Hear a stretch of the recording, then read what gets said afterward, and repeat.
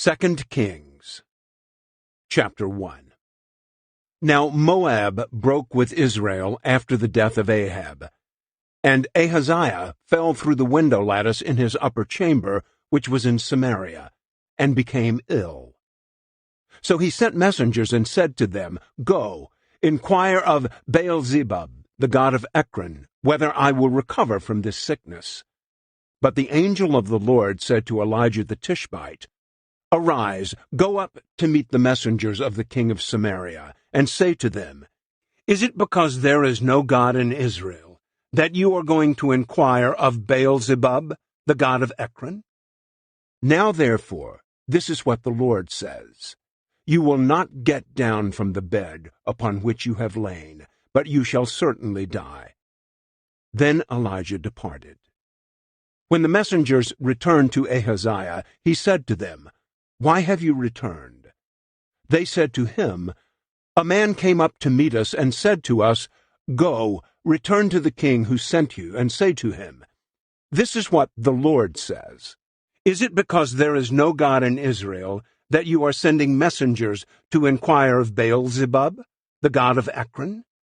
Therefore, you will not get down from the bed upon which you have lain, but you shall certainly die. Then he said to them, What did the man look like who came up to meet you and spoke these words to you? And they said to him, He was a hairy man, with a leather belt worn around his waist. And he said, It is Elijah the Tishbite. Then the king sent to him a captain of 50 with his 50 men. And he went up to him, and behold, he was sitting on the top of the hill. And he said to him, You, man of God, the king says, Come down. But Elijah replied to the captain of 50, If I am a man of God, may fire come down from heaven and consume you and your 50. Then fire came down from heaven, and consumed him and his 50 men. So the king again sent to him another captain of 50 with his 50 men. And he said to him, You, man of God, this is what the king says, Come down quickly. But Elijah replied to them, If I am a man of God, may fire come down from heaven and consume you and your 50. Then the fire of God came down from heaven and consumed him and his 50 men. So the king again sent the captain of a third 50 with his 50 men. When the third captain of 50 went up, he came and bowed down on his knees before Elijah, and begged him, and said to him, You, man of God, please let my life and the lives of these 50 servants of yours be precious in your sight. Behold, fire came down from heaven and consumed the first 2 captains of 50 with their 50s. But now let my life be precious in your sight. And the angel of the Lord said to Elijah, Go down with him. Do not be afraid of him. So he got up and went down with him to the king. Then he said to him, This is what the Lord says. Since you have sent messengers to inquire of Baal-zebub, the god of Ekron, is it because there is no God in Israel to inquire of his word? Therefore, you will not get down from the bed upon which you have lain, but you shall certainly die. So Ahaziah died, in accordance with the word of the Lord, which Elijah had spoken. And since he had no son, Jehoram became king in his place, in the 2nd year of Jehoram, the son of Jehoshaphat, king of Judah. Now as for the rest of the acts of Ahaziah, which he did, are they not written in the book of the Chronicles of the Kings of Israel? Chapter 2. Now it came about, when the Lord was about to bring Elijah up by a whirlwind to heaven, that Elijah left Gilgal with Elisha. And Elijah said to Elisha, Stay here, please, for the Lord has sent me as far as Bethel. But Elisha said, As surely as the Lord lives, and as you yourself live, I will not leave you. So they went down to Bethel. Then the sons of the prophets who were at Bethel went out to Elisha and said to him, "Are you aware that the Lord will take away your master from over you today?" And he said, "Yes, I am aware. Say nothing about it." And Elijah said to him, "Elisha, please stay here, for the Lord has sent me to Jericho." But he said, "As surely as the Lord lives, and as you yourself live, I will not leave you." So they came to Jericho. Then the sons of the prophets who were at Jericho approached Elisha and said to him, "Do you know that the Lord will take away your master from over you today?" And he answered, "Yes, I know. Say nothing about it." And Elijah said to him, "Please stay here, for the Lord has sent me to the Jordan." But he said, "As surely as the Lord lives, and as you yourself live, I will not leave you." So the two of them went on. Now 50 men of the sons of the prophets went and stood opposite them at a distance, while the two of them stood by the Jordan. And Elijah took his coat, folded it, and struck the waters, and they were divided here and there, so that the two of them crossed over on dry ground. When they had crossed over, Elijah said to Elisha, "Ask me what I should do for you before I am taken from you." And Elisha said, "Please, let a double portion of your spirit be upon me." He said, "You have asked a hard thing. Nevertheless, if you see me when I am taken from you, it shall be so for you. But if not, it shall not be so." And as they were walking along and talking, behold, a chariot of fire appeared with horses of fire, and they separated the two of them. Then Elijah went up by a whirlwind to heaven. And Elisha was watching it, and he was crying out, my father, the chariot of Israel and its horsemen." And he did not see Elijah again. Then he took hold of his own clothes and tore them in 2 pieces. He also took up the coat of Elijah that had fallen from him. And he went back and stood by the bank of the Jordan. Then he took the coat of Elijah that had fallen from him and struck the waters and said, "Where is the Lord, the God of Elijah?" And when he also had struck the waters, they were divided here and there. And Elisha crossed over. Now when the sons of the prophets who were at Jericho opposite him saw him, they said, "The spirit of Elijah has settled on Elisha." And they came to meet him, and bowed down to the ground before him. Then they said to him, "Behold now, there are with your servants 50 strong men. Please let them go and search for your master, in case the Spirit of the Lord has taken him up and cast him on some mountain or into some valley." But he said, "You shall not send anyone." Yet when they urged him until he was ashamed to refuse, he said, "Send them." So they sent 50 men, and they searched for 3 days, but did not find him. They returned to him while he was staying in Jericho, and he said to them, "Did I not say to you, do not go?" Then the men of the city said to Elisha, "Behold now, the sight of the city is pleasant as my lord sees, but the water is bad, and the land is unfruitful." And he said, "Bring me a new jar, and put salt in it." So they brought it to him. Then he went out to the spring of water and threw salt in it, and said, "This is what the Lord says, I have purified these waters. There shall not come from there death or unfruitfulness any longer." So the waters have been purified to this day, in accordance with the word of Elisha, which he spoke. Now he went up from there to Bethel. And as he was going up by the road, some young boys came out from the city and ridiculed him, and said to him, "Go up, you bald head! Go up, you bald head!"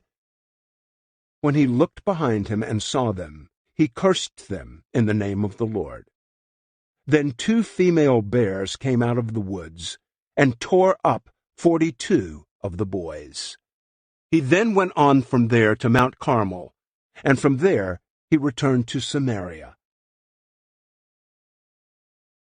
Chapter 3. Now Jehoram, the son of Ahab, became king over Israel at Samaria in the 18th year of Jehoshaphat, king of Judah, and he reigned for 12 years. He did evil in the sight of the Lord, though not like his father and his mother, for he removed the memorial stone of Baal, which his father had made.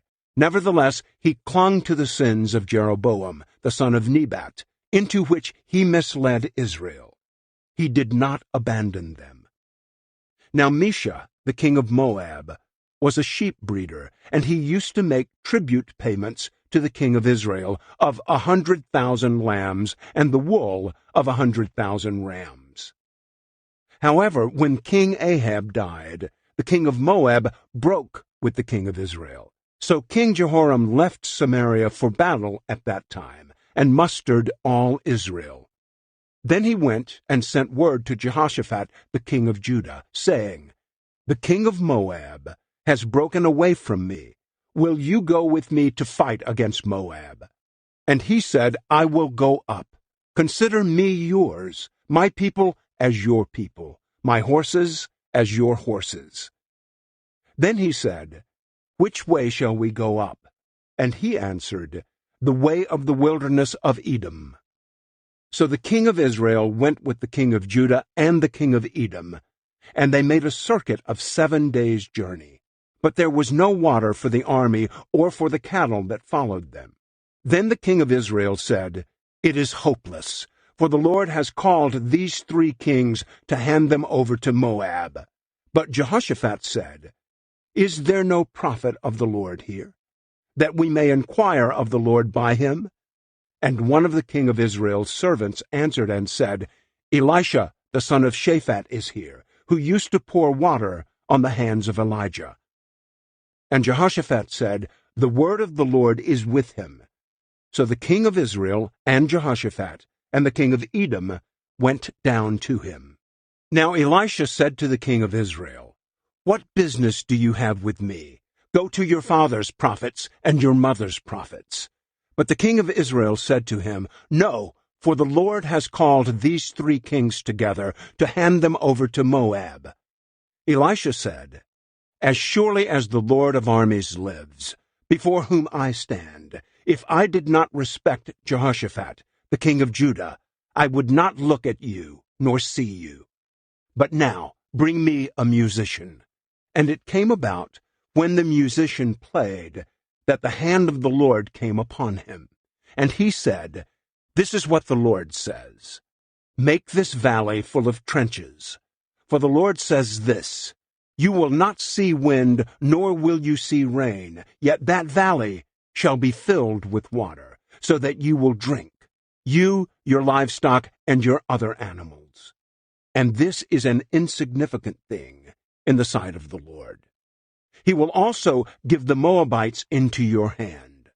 Then you shall strike every fortified city and every choice city, and cut down every good tree, and stop up all the springs of water, and spoil every good plot of land with stones." And it happened in the morning, about the time of offering the sacrifice, that, behold, water came from the direction of Edom, and the country was filled with water. Now all the Moabites heard that the kings had come up to fight against them, and all who were able to put on armor and older were summoned, and they took their positions on the border. Then they got up early in the morning, and the sun shone on the water, and the Moabites saw the water opposite them, as red as blood. So they said, "This is blood. The kings must have fought each other, and they have killed one another. Now then, Moab, to the spoils." But when they came to the camp of Israel, the Israelites rose up and struck the Moabites, so that they fled from them, and the Israelites invaded the land, killing the Moabites. So they destroyed the cities, and each one threw a stone on every plot of good land, and filled it. So they stopped up every spring of water, and cut down every good tree, until in Kehareseth only they left its stones. However, the rock slingers surrounded it and struck it. When the king of Moab saw that the battle was too fierce for him, he took with him 700 men who drew swords to break through to the king of Edom, but they could not. Then the king of Moab took his oldest son, who was to reign in his place, and offered him as a burnt offering on the wall. And great anger came upon Israel, and they departed from him, and returned to their own land. Chapter 4. Now a woman of the wives of the sons of the prophets cried out to Elisha, saying, Your servant my husband is dead, and you know that your servant feared the Lord, and the creditor has come to take my 2 children to be his slaves. So Elisha said to her, What shall I do for you? Tell me, what do you have in the house? And she said, Your servant has nothing in the house except a jar of oil. Then he said, Go, borrow containers elsewhere for yourself, empty containers from all your neighbors. Do not get too few. Then you shall come in and shut the door behind you and your sons, and pour into all these containers, and you shall set aside what is full. So she left him and shut the door behind her and her sons. They began bringing the containers to her, and she poured the oil. When the containers were full, she said to her son, Bring me another container. But he said to her, There are no more containers. Then the oil stopped. So she came and told the man of God, and he said, Go, sell the oil and pay your debt, and you and your sons can live on the rest. Now a day came when Elisha went over to Shunem, where there was a prominent woman, and she urged him to eat food. And so it was, as often as he passed by, that he turned in there to eat food. And she said to her husband, Behold now, I am aware that this is a holy man of God passing by us repeatedly. Please, let's make a little walled upper room, and let's set up a bed for him there, and a table, a chair, and a lampstand. Then it shall be, when he comes to us, that he can turn in there. Now one day he came there, and turned into the upper room and rested. Then he said to his servant Gehazi, Call this Shunammite. And when he had called her, she stood before him. And he said to him, Say now to her, Behold, you have taken trouble for us with all this care. What can I do for you? Would you like me to speak for you to the king, or to the commander of the army? But she answered, I live among my own people. So he said, What then is to be done for her? And Gehazi answered, It is a fact that she has no son, and her husband is old. He then said, Call her. When he had called her, she stood in the doorway. Then he said, At this season next year, you are going to embrace a son. And she said, No, my lord, you man of God, do not lie to your servant. Now the woman conceived, and gave birth to a son at that season the next year, as Elisha had told her. When the child was grown, the day came that he went out to his father, to the reapers. And he said to his father, My head, my head. And his father said to his servant, Carry him to his mother. When he had carried him and brought him to his mother, he sat on her lap until noon, and then he died. And she went up and laid him on the bed of the man of God, and shut the door behind him, and left. Then she called to her husband and said, Please send me one of the servants and one of the donkeys, so that I may run to the man of God and return. But he said, Why are you going to him today? It is neither new moon nor Sabbath. So she just said, It will be fine. Then she saddled the donkey and said to her servant, Drive the donkey and go on. Do not slow down the pace for me unless I tell you. So she went on and came to the man of God at Mount Carmel. When the man of God saw her at a distance, he said to Gehazi his servant, Behold, that person there is the Shunammite. Please run now to meet her and say to her, 'Is it going well for you? Is it going well for your husband? Is it going well for the child?' Then she answered, 'It is going well.' But she came to the man of God at the hill and took hold of his feet. And Gehazi came up to push her away, but the man of God said, 'Leave her alone, for her soul is troubled within her. And the Lord has concealed it from me, and has not informed me.' Then she said, 'Did I ask for a son from my Lord? Did I not say, Do not give me false hope?' Then he said to Gehazi, 'Get ready, and take my staff in your hand, and go. If you meet anyone, do not greet him, and if anyone greets you, do not reply to him. And lay my staff on the boy's face.' The mother of the boy said, 'As surely as the Lord lives, and you yourself live, I will not leave you.' So he got up and followed her. Then Gehazi went on ahead of them and laid the staff on the boy's face. But there was no sound or response. So he returned to meet him and informed him, saying, 'The boy has not awakened.' When Elisha entered the house, behold, the boy was dead, laid on his bed. So he entered and shut the door behind them both, and he prayed to the Lord.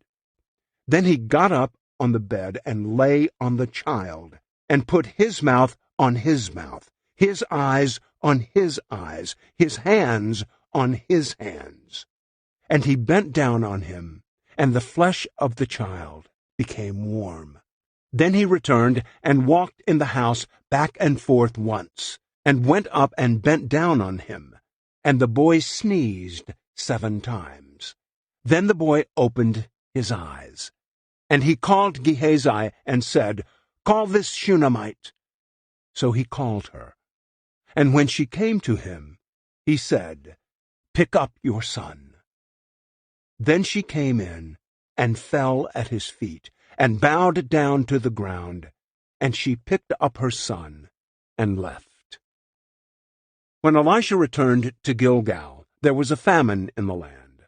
As the sons of the prophets were sitting in front of him, he said to his servant, 'Put on the large pot and boil stew for the sons of the prophets.' Then one went out into the field to gather mallow, and found a wild vine, and gathered from it his lapful of wild gourds. And he came and sliced them into the pot of stew, because they did not know what they were. So they poured it out for the men to eat. But as they were eating the stew, they cried out and said, 'You, man of God, there is death in the pot.' And they were unable to eat. Then he said, 'Bring flour.' And he threw it into the pot and said, 'Pour it out for the people, that they may eat.' Then there was nothing harmful in the pot. Now a man came from Baal-Shalishah, and brought the man of God bread of the first fruits, 20 loaves of barley, and fresh grain in his sack. And Elisha said, 'Give them to the people, that they may eat.' But his attendant said, 'How am I to serve this to 100 men? Nevertheless, he said, 'Give them to the people, that they may eat. For this is what the Lord says, They shall eat and have some left over.' So he served it to them, and they ate and had some left over, in accordance with the word of the Lord. Chapter 5. Now Naaman, commander of the army of the king of Aram, was a great man in the view of his master, and eminent, because by him the Lord had given victory to Aram. The man was also a valiant warrior, but afflicted with leprosy. Now the Arameans had gone out in bands, and had taken captive a little girl from the land of Israel, and she waited on Naaman's wife. And she said to her mistress, 'If only my master were with the prophet who is in Samaria, then he would cure him of his leprosy.' And Naaman went in and told his master, saying, 'The girl who is from the land of Israel spoke such and such.' Then the king of Aram said, 'Go now, and I will send a letter to the king of Israel.' So he departed, and took with him 10 talents of silver, 6,000 shekels of gold, and 10 changes of clothes. And he brought the letter to the king of Israel, which said, And now as this letter comes to you, behold, I have sent Naaman my servant to you, so that you may cure him of his leprosy. But when the king of Israel read the letter, he tore his clothes and said, Am I God, to kill and to keep alive, that this man is sending word to me to cure a man of his leprosy? But consider now, and see how he is seeking a quarrel against me. Now it happened, when Elisha the man of God heard that the king of Israel had torn his clothes, that he sent word to the king, saying, Why did you tear your clothes? Just have him come to me, and he shall learn that there is a prophet in Israel. So Naaman came with his horses and his chariots, and stood at the doorway of Elisha's house. And Elisha sent a messenger to him, saying, Go and wash in the Jordan 7 times, and your flesh will be restored to you, and you will be clean. But Naaman was furious, and went away, and he said, Behold, I thought he will certainly come out to me, and stand and call on the name of the Lord his God, and wave his hand over the site and cure the leprosy. Are Abana and Pharpar, the rivers of Damascus, not better than all the waters of Israel? Could I not wash in them and be clean? So he turned and went away in a rage. Then his servants approached and spoke to him, saying, My father, had the prophet told you to do some great thing, would you not have done it? How much more then, when he says to you, Wash and be clean? So he went down and dipped himself in the Jordan 7 times, in accordance with the word of the man of God. And his flesh was restored like the flesh of a little child, and he was clean. Then he returned to the man of God with all his company, and came and stood before him. And he said, Behold now, I know that there is no God in all the earth except in Israel. So please accept a gift from your servant now. But he said, As surely as the Lord lives, before whom I stand, I will accept nothing. And he urged him to accept it, but he refused. Then Naaman said, If not, please let your servant be given 2 mules' load of earth, for your servant will no longer offer a burnt offering nor a sacrifice to other gods, but to the Lord. Regarding this matter, may the Lord forgive your servant when my master goes into the house of Rimmon to worship there, and he leans on my hand, and I bow down in the house of Rimmon. When I bow down in the house of Rimmon, may the Lord please forgive your servant in this matter. He said to him, Go in peace. So he went some distance from him. But Gehazi, the servant of Elisha, the man of God, thought, Behold, my master has spared this Naaman the Aramean, by not accepting from his hand what he brought. As the Lord lives, I will run after him and take something from him. So Gehazi pursued Naaman. When Naaman saw someone running after him, he came down from the chariot to meet him and said, Is everything well? And he said, Everything is well. My master has sent me, saying, Behold, just now 2 young men of the sons of the prophets have come to me from the hill country of Ephraim. Please give them a talent of silver and 2 changes of clothes. Naaman said, Be sure to take 2 talents. And he urged him, and tied up 2 talents of silver in 2 bags with 2 changes of clothes, and gave them to 2 of his servants. And they carried them before him. When he came to the hill, he took them from their hand and deposited them in the house. And he sent the men away, and they departed. But he went in and stood before his master. And Elisha said to him, Where have you been, Gehazi? And he said, Your servant went nowhere. Then he said to him, Did my heart not go with you, when the man turned from his chariot to meet you? Is it a time to accept money, and to accept clothes, olive groves, vineyards, sheep, oxen, and male and female slaves? Therefore, the leprosy of Naaman shall cling to you and to your descendants forever. So he went out from his presence, afflicted with leprosy, as white as snow. Chapter 6. Now the sons of the prophets said to Elisha, Behold now, the place before you where we are living is too cramped for us. Please let us go to the Jordan, and let us each take from there a beam, and let us construct a place there for ourselves to live there. So he said, Go. Then one of them said, Please agree and go with your servants. And he said, I will go. So he went with them. And when they came to the Jordan, they cut down trees. But it happened that as one of them was cutting down a beam, the axe head fell into the water, and he cried out and said, O my master, it was borrowed. Then the man of God said, Where did it fall? And when he showed him the place, he cut off a stick and threw it in there, and made the iron float. Then he said, Pick it up for yourself. So he reached out his hand and took it. Now the king of Aram was making war against Israel, and he consulted with his servants, saying, In such and such a place shall be my camp. But the man of God sent word to the king of Israel, saying, Be careful that you do not pass this place, because the Arameans are coming down there.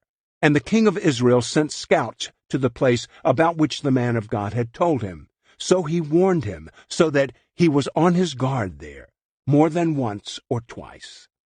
Now the heart of the king of Aram was enraged over this matter, and he called his servants and said to them, Will you not tell me which of us is for the king of Israel? One of his servants said, No, my lord the king, but Elisha the prophet, who is in Israel, tells the king of Israel the words that you speak in your bedroom. So he said, Go and see where he is, so that I may send men and take him. And it was told to him, saying, Behold, he is in Dothan.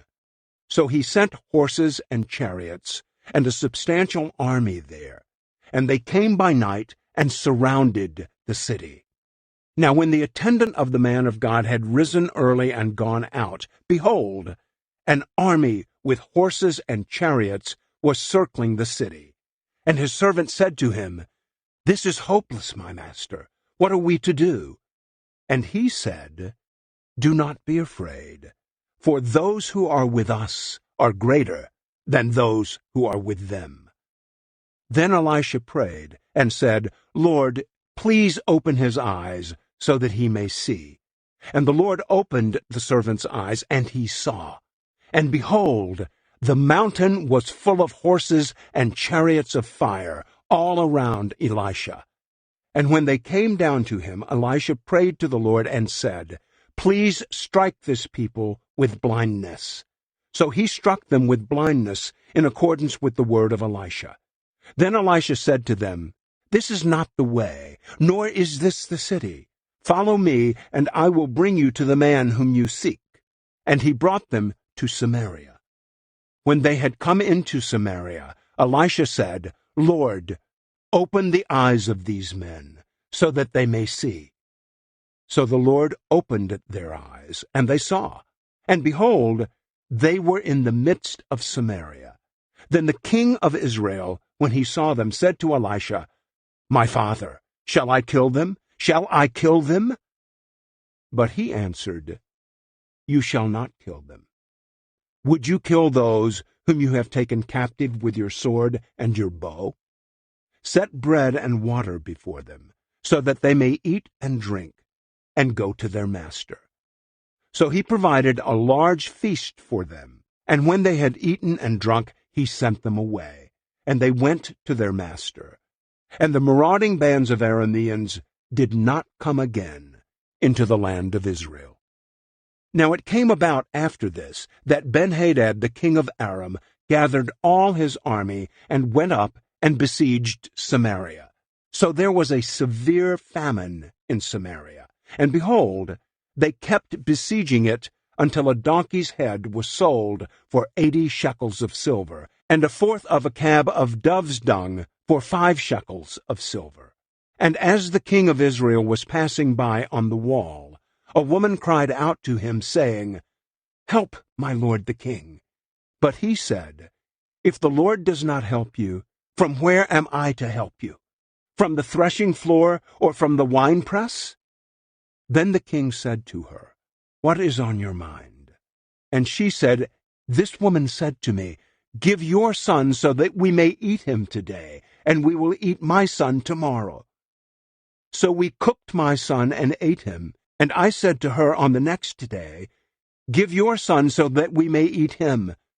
But she has hidden her son." When the king heard the woman's words, he tore his clothes, and he was passing by on the wall, and the people looked, and behold, he had sackcloth underneath on his body.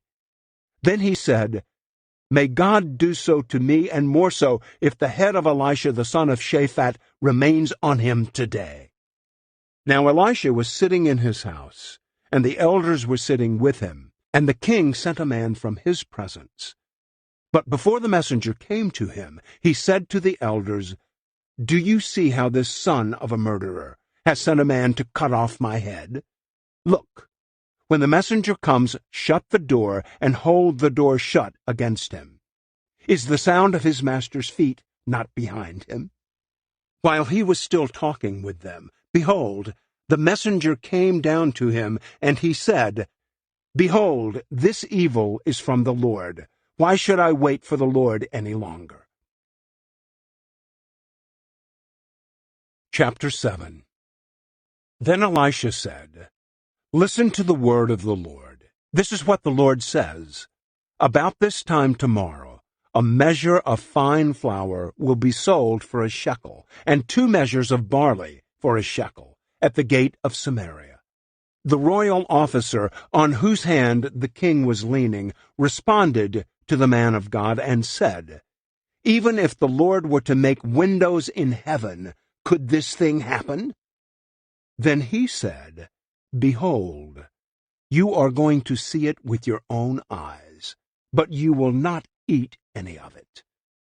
Now there were 4 leprous men at the entrance of the gate, and they said to one another, "Why are we sitting here until we die? If we say we will enter the city, then the famine is in the city, and we will die there. But if we sit here, we will also die.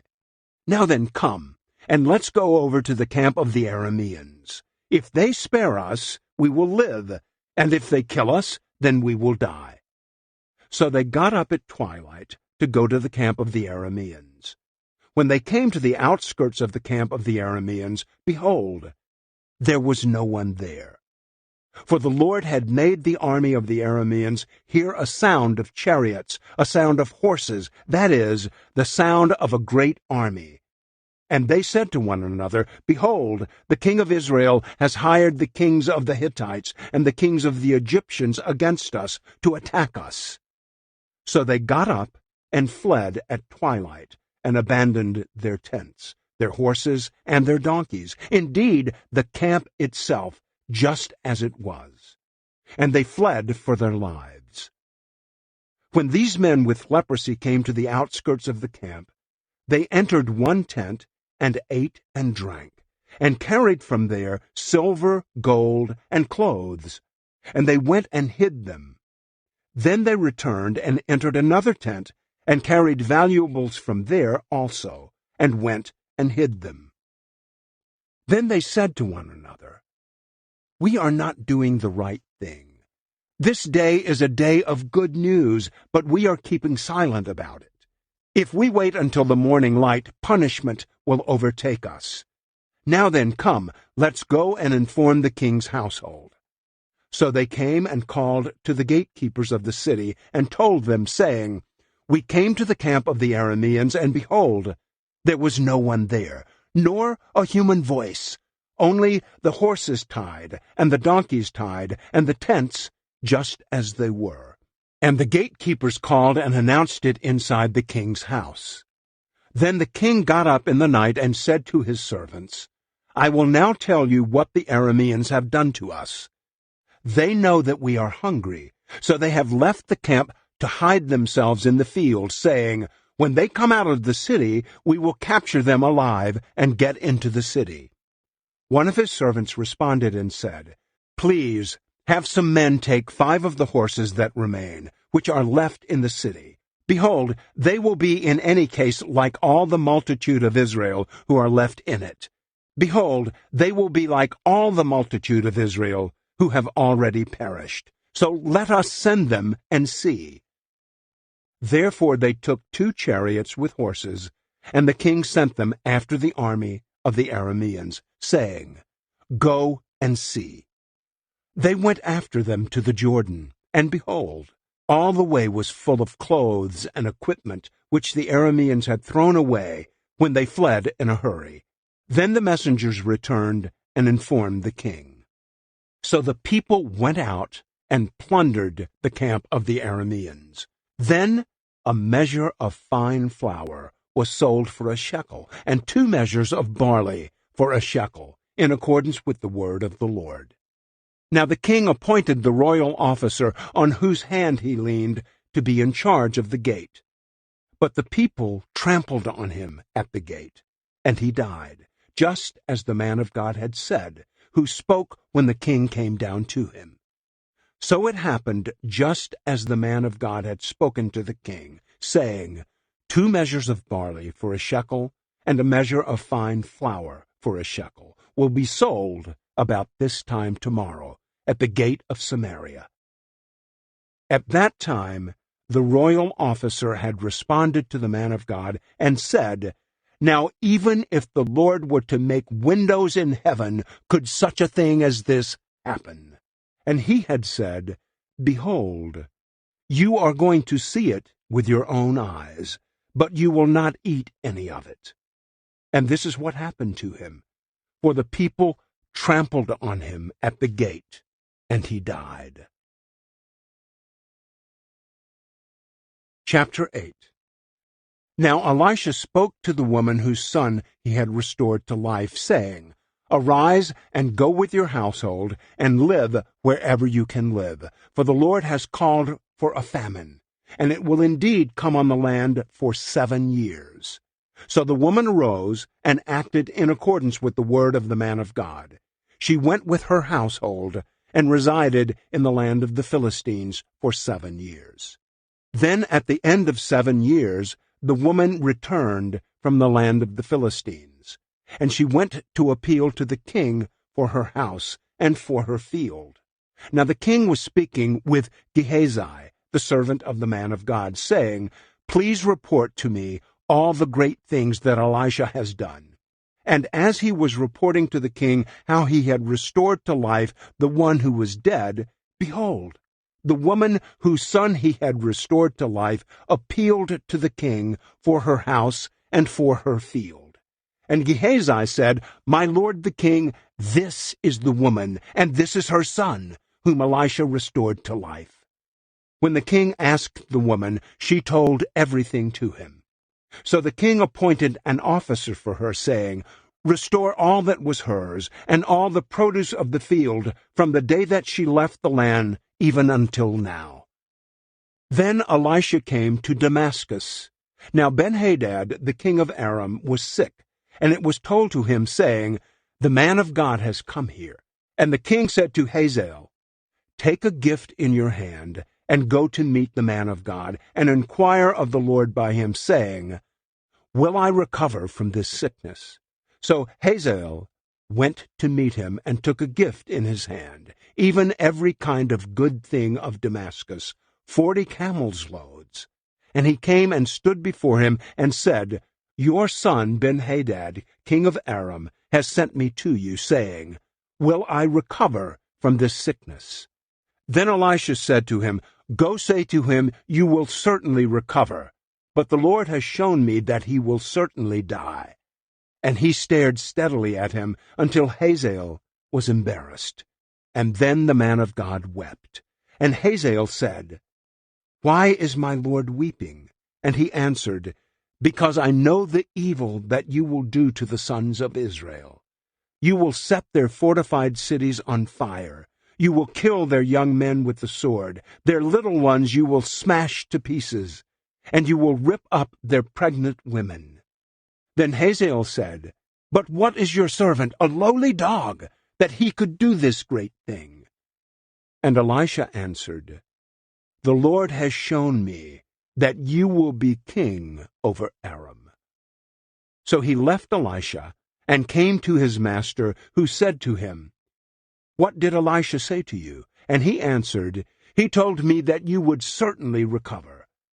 But on the following day he took the cover and dipped it in water, and spread it over his face, so that he died. And Hazael became king in his place. Now in the 5th year of Joram the son of Ahab, king of Israel, when Jehoshaphat was the king of Judah, Jehoram the son of Jehoshaphat, king of Judah, became king.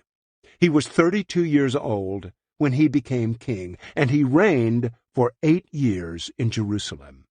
He walked in the way of the kings of Israel, just as the house of Ahab had done. For Ahab's daughter was his wife, and he did evil in the sight of the Lord.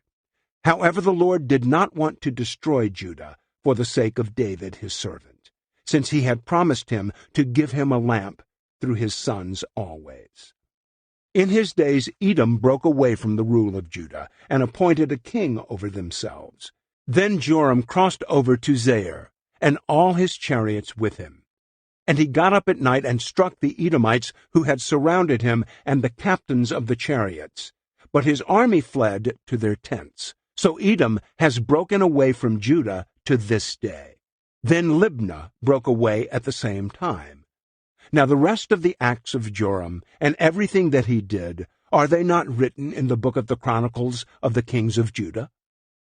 So Joram lay down with his fathers, and was buried with his fathers in the city of David. And his son Ahaziah became king in his place. In the 12th year of Joram the son of Ahab, king of Israel, Ahaziah the son of Jehoram, king of Judah, began to reign. Ahaziah was 22 years old when he became king, and he reigned for 1 year in Jerusalem. And his mother's name was Athaliah, the granddaughter of Omri, king of Israel. He walked in the way of the house of Ahab, and did evil in the sight of the Lord, like the house of Ahab, because he was a son-in-law of the house of Ahab. Then he went with Joram the son of Ahab to war against Hazael, king of Aram, at Ramoth-Gilead. And the Arameans wounded Joram. So King Joram returned to have himself healed in Jezreel of the wounds which the Arameans had inflicted on him at Ramah, when he fought against Hazael, king of Aram. Then Ahaziah the son of Jehoram, king of Judah, went down to see Joram the son of Ahab in Jezreel, because he was sick. Chapter 9. Now Elisha the prophet summoned one of the sons of the prophets and said to him, "Get ready, and take this flask of oil in your hand, and go to Ramoth-Gilead.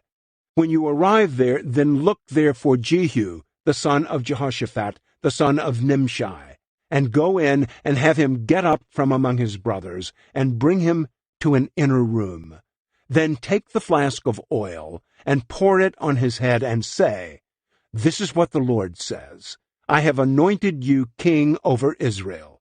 Then open the door and flee, and do not wait." So the young man, the servant of the prophet, went to Ramoth-Gilead. When he arrived, behold, the commanders of the army were sitting, and he said, "I have a word for you, commander." And Jehu said, "For which one of us?" And he said, "For you, commander." He then got up and went into the house, and the prophet's servant poured the oil on his head, and said to him, "This is what the Lord, the God of Israel, says, I have anointed you king over the people of the Lord, over Israel. And you shall strike the house of Ahab your master, so that I may avenge the blood of my servants the prophets, and the blood of all the servants of the Lord at the hand of Jezebel. For the entire house of Ahab shall perish, and I will eliminate from Ahab every male person, both slave and free, in Israel. I will make the house of Ahab like the house of Jeroboam, the son of Nebat, and like the house of Baasha, the son of Ahijah. The dogs will eat Jezebel in the territory of Jezreel, and no one will bury her." Then he opened the door and fled. Now Jehu went out to the servants of his master, and one said to him, "Is everything well? Why did this crazy fellow come to you?" And he said to them, "You know very well the man and his talk." And they said, "It is a lie. Tell us now." And he said, "Such and such he said to me, saying, This is what the Lord says, I have anointed you king over Israel." Then they hurried, and each man took his garment and put it under him on the bare steps, and blew the trumpet, saying, "Jehu is king." So Jehu, the son of Jehoshaphat, the son of Nimshi, conspired against Joram. Now Joram, with all Israel, was defending Ramoth-Gilead against Hazael, king of Aram.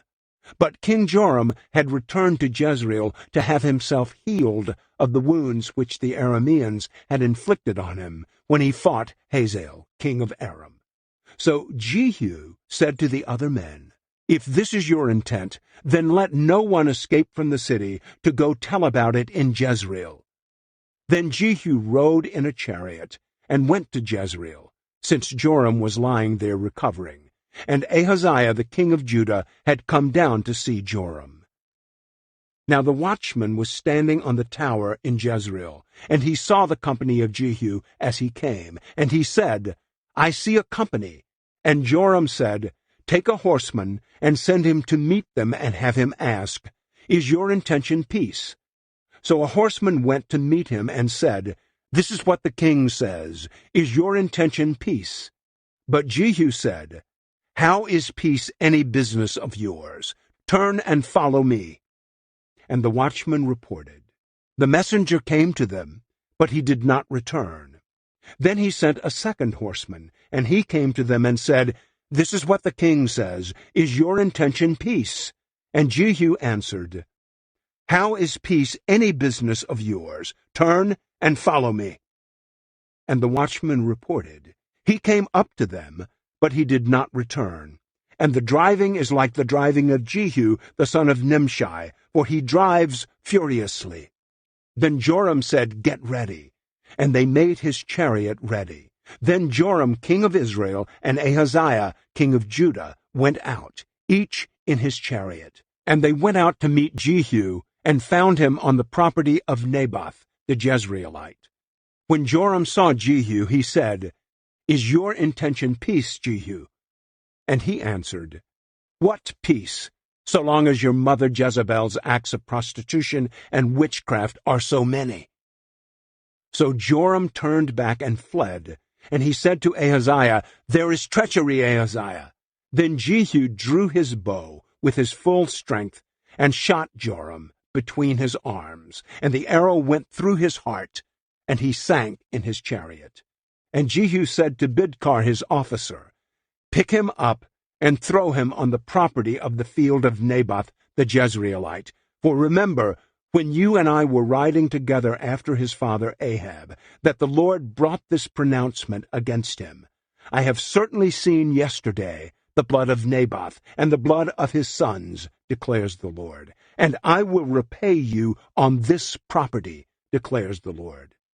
Now then, pick him up and throw him on the property, in accordance with the word of the Lord." When Ahaziah the king of Judah saw this, he fled by way of the garden house. But Jehu pursued him and said, "Shoot him too in the chariot." So they shot him at the ascent of Gur, which is at Ibleam. But he fled to Megiddo and died there. Then his servants carried him in a chariot to Jerusalem, and buried him in his grave with his fathers in the city of David. Now in the 11th year of Joram, the son of Ahab, Ahaziah, became king over Judah.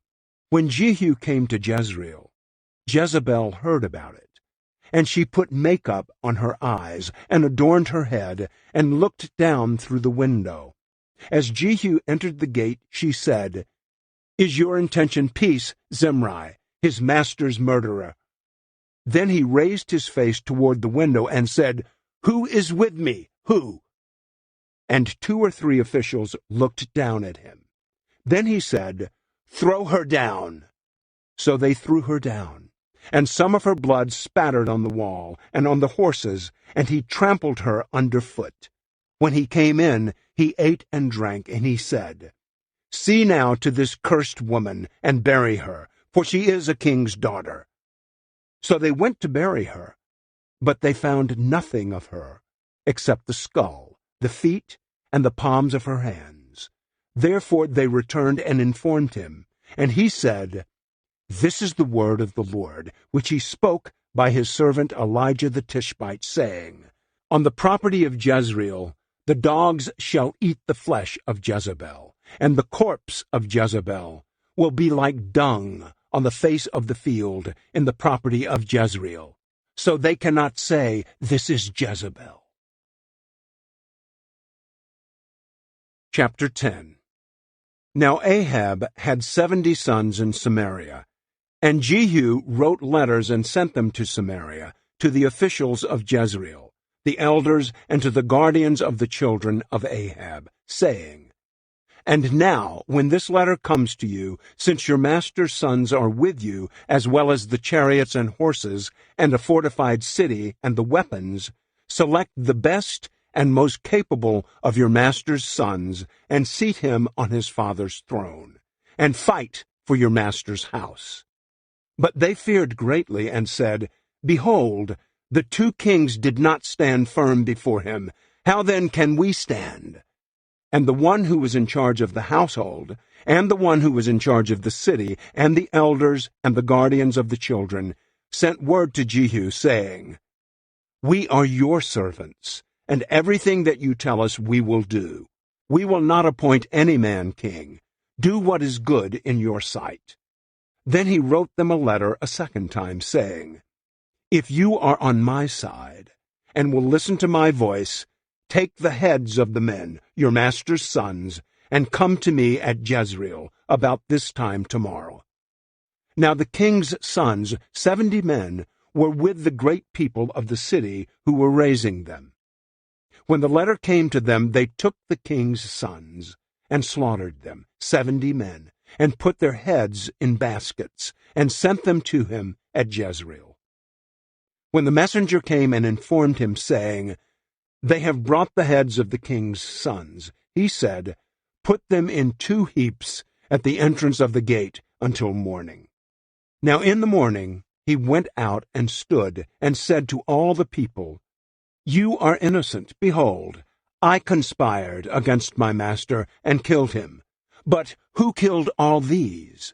Know then that nothing of the word of the Lord, which the Lord spoke concerning the house of Ahab, shall fall to the earth, for the Lord has done what he spoke through his servant Elijah." So Jehu killed all who remained of the house of Ahab in Jezreel, and all his great men, his acquaintances, and his priests, until he left him without a survivor. Then he set out and went to Samaria. On the way, while he was at Beth-Eked of the shepherds, Jehu encountered the relatives of Ahaziah, king of Judah, and he said, "Who are you?" And they answered, "We are the relatives of Ahaziah, and we have come down to greet the sons of the king and the sons of the queen mother." Then he said, "Take them alive." So they took them alive and slaughtered them at the pit of Beth-Eked, 42 men, and he left none of them. Now when he had gone from there, he encountered Jehonadab, the son of Rechab, coming to meet him, and he greeted him and said to him, "Is your heart right, just as my heart is with your heart?" And Jehonadab answered, "It is." Jehu said, "If it is, give me your hand." And he gave him his hand, and he pulled him up to him into the chariot. Then he said, "Come with me and see my zeal for the Lord." So he had him ride in his chariot. When he came to Samaria, he killed all who remained to Ahab in Samaria until he had eliminated them, in accordance with the word of the Lord, which he spoke to Elijah. Then Jehu gathered all the people and said to them, Ahab served Baal a little. Jehu will serve him much. Now summon to me all the prophets of Baal, all his worshippers, and all his priests. Let no one go missing, because I have a great sacrifice for Baal. Whoever is missing shall not live. But Jehu did it in deception, in order to eliminate the worshippers of Baal. And Jehu said, Proclaim a holy assembly for Baal. And they proclaimed it. Then Jehu sent word throughout Israel, and all the worshippers of Baal came, so that there was not a person left who did not come. And when they entered the house of Baal was filled from one end to the other. And he said to the one who was in charge of the wardrobe, Bring out garments for all the worshippers of Baal. So he brought out the garments for them. Then Jehu entered the house of Baal with Jehonadab the son of Rechab. And he said to the worshippers of Baal, Search carefully, and see to it that there is here with you none of the servants of the Lord, but only the worshippers of Baal. Then they entered to offer sacrifices and burnt offerings. Now Jehu had stationed for himself 80 men outside, and he had said, The one who allows any of the men whom I bring into your hands to escape shall give up his life in exchange. Then it came about, as soon as he had finished offering the burnt offering, that Jehu said to the guard and to the royal officers, Go in, kill them, let none come out. So they killed them with the edge of the sword, and the guard and the royal officers threw them out and went to the sanctuary of the house of Baal. They brought out the memorial stones of the house of Baal and burned them. They also tore down the memorial stone of Baal and tore down the house of Baal and made it a latrine, as it is to this day. So Jehu eradicated Baal from Israel. However, as for the sins of Jeroboam the son of Nebat, into which he misled Israel, from these Jehu did not desist, including the golden calves that were at Bethel and at Dan. Yet the Lord said to Jehu, Because you have done well in performing what is right in my eyes, and have done to the house of Ahab in accordance with everything that was in my heart, your sons to the 4th generation shall sit on the throne of Israel. But Jehu was not careful to walk in the law of the Lord, the God of Israel, with all his heart. He did not desist from the sins of Jeroboam, into which he misled Israel. In those days the Lord began to cut off pieces from Israel, and Hazael defeated them throughout the territory of Israel. From the Jordan eastward, all the land of Gilead, the Gadites, the Reubenites, and the Manassites, from Aroer, which is by the valley of the Arnon, that is, Gilead and Bashan. Now as for the rest of the acts of Jehu, and everything that he did, and all his might, are they not written in the book of the Chronicles of the kings of Israel? And Jehu lay down with his fathers, and they buried him in Samaria, and his son Jehoahaz became king in his place. So the time which Jehu reigned over Israel in Samaria was 28 years. Chapter 11. When Athaliah, the mother of Ahaziah, saw that her son was dead, she arose and eliminated all the royal children. But Jehosheba, the daughter of King Joram, sister of Ahaziah, took Joash, the son of Ahaziah, and abducted him from among the king's sons who were being put to death, and put him and his nurse in the bedroom. So they hid him from Athaliah, and he was not put to death. So he was kept hidden with her in the house of the Lord for 6 years, while Athaliah was reigning over the land. Now in the 7th year Jehoiada sent orders and brought the captains of hundreds of the Kerites and of the guards, and brought them to himself at the house of the Lord. Then he made a covenant with them, and put them under oath at the house of the Lord, and showed them the king's son. And he commanded them, saying, This is the thing that you shall do. 1/3 of you, who come in on the Sabbath and keep watch over the king's house, 1/3 also shall be at the gate Sur, and 1/3 at the gate behind the guards, shall keep watch over the house for defense. And 2 parts of you, all who go out on the Sabbath, shall also keep watch over the house of the Lord for the king. Then you shall surround the king, each with his weapons in his hand, and whoever comes within the ranks shall be put to death. And you are to be with the king when he goes out and when he comes in.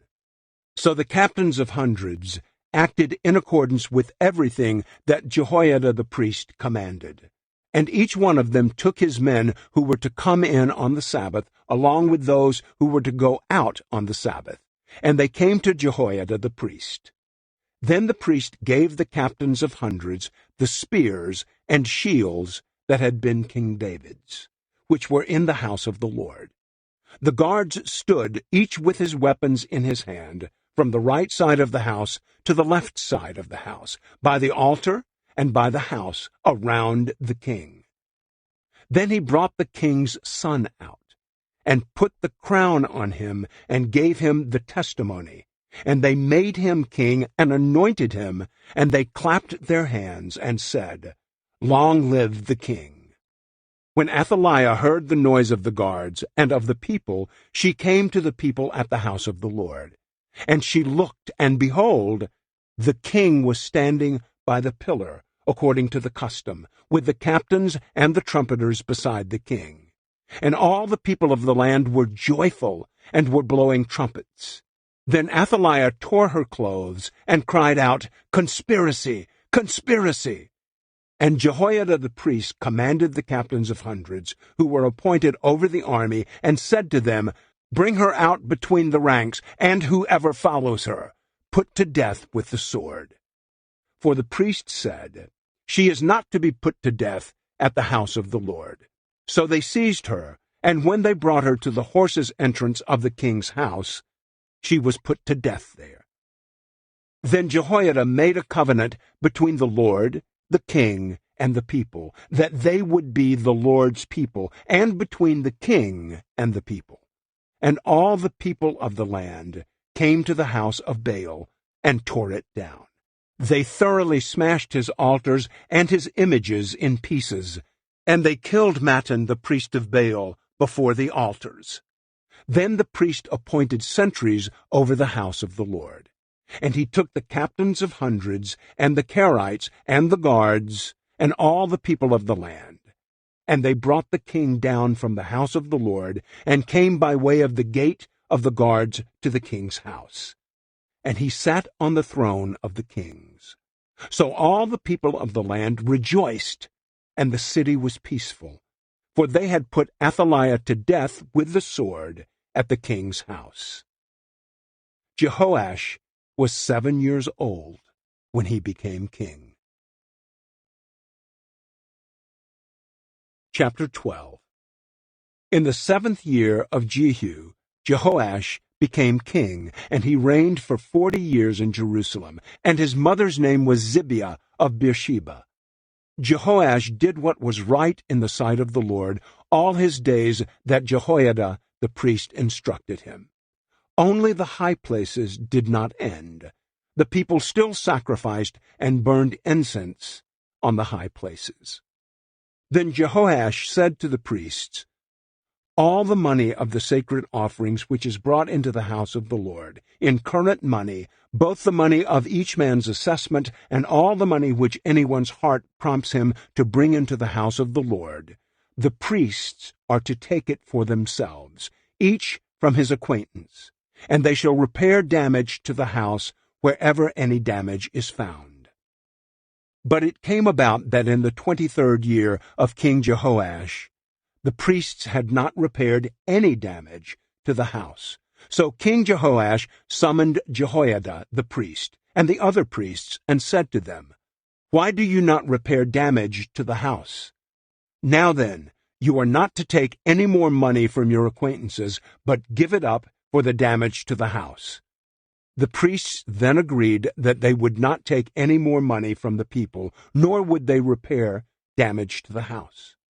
Instead, Jehoiada the priest took a chest and drilled a hole in its lid and put it beside the altar, on the right side as one comes into the house of the Lord. And the priests who guarded the threshold put in it all the money that was brought into the house of the Lord. When they saw that there was a great amount of money in the chest, the king's scribe and the high priest went up and tied it up in bags, and counted the money that was found in the house of the Lord. And they handed the money which was assessed over to those who did the work, who had the oversight of the house of the Lord. And they paid it out to the carpenters and the builders who worked on the house of the Lord, and to the masons and the stone cutters, and for buying timber and cut stone to repair the damage to the house of the Lord, and for everything that was laid out for the house to repair it. However, there were not made for the house of the Lord silver cups, shears, bowls, trumpets, any receptacles of gold or receptacles of silver from the money which was brought into the house of the Lord. For they gave that to those who did the work, and with it they repaired the house of the Lord. Moreover, they did not require an accounting from the men into whose hands they gave the money to pay to those who did the work, because they acted faithfully. The money from the guilt offerings and the money from the sin offerings was not brought into the house of the Lord. It belonged to the priests. Then Hazael the king of Aram went up and fought against Gath and captured it, and Hazael was intent on going up against Jerusalem. So Jehoash king of Judah took all the sacred offerings that Jehoshaphat, Jehoram, and Ahaziah his fathers, kings of Judah, had consecrated, and his own sacred offerings, and all the gold that was found among the treasuries of the house of the Lord and of the king's house, and sent them to Hazael king of Aram. Then he withdrew from Jerusalem.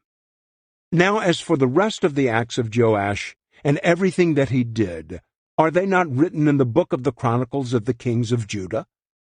And his servants rose up and formed a conspiracy, and they struck and killed Joash at the house of Millo, as he was going down to Silla.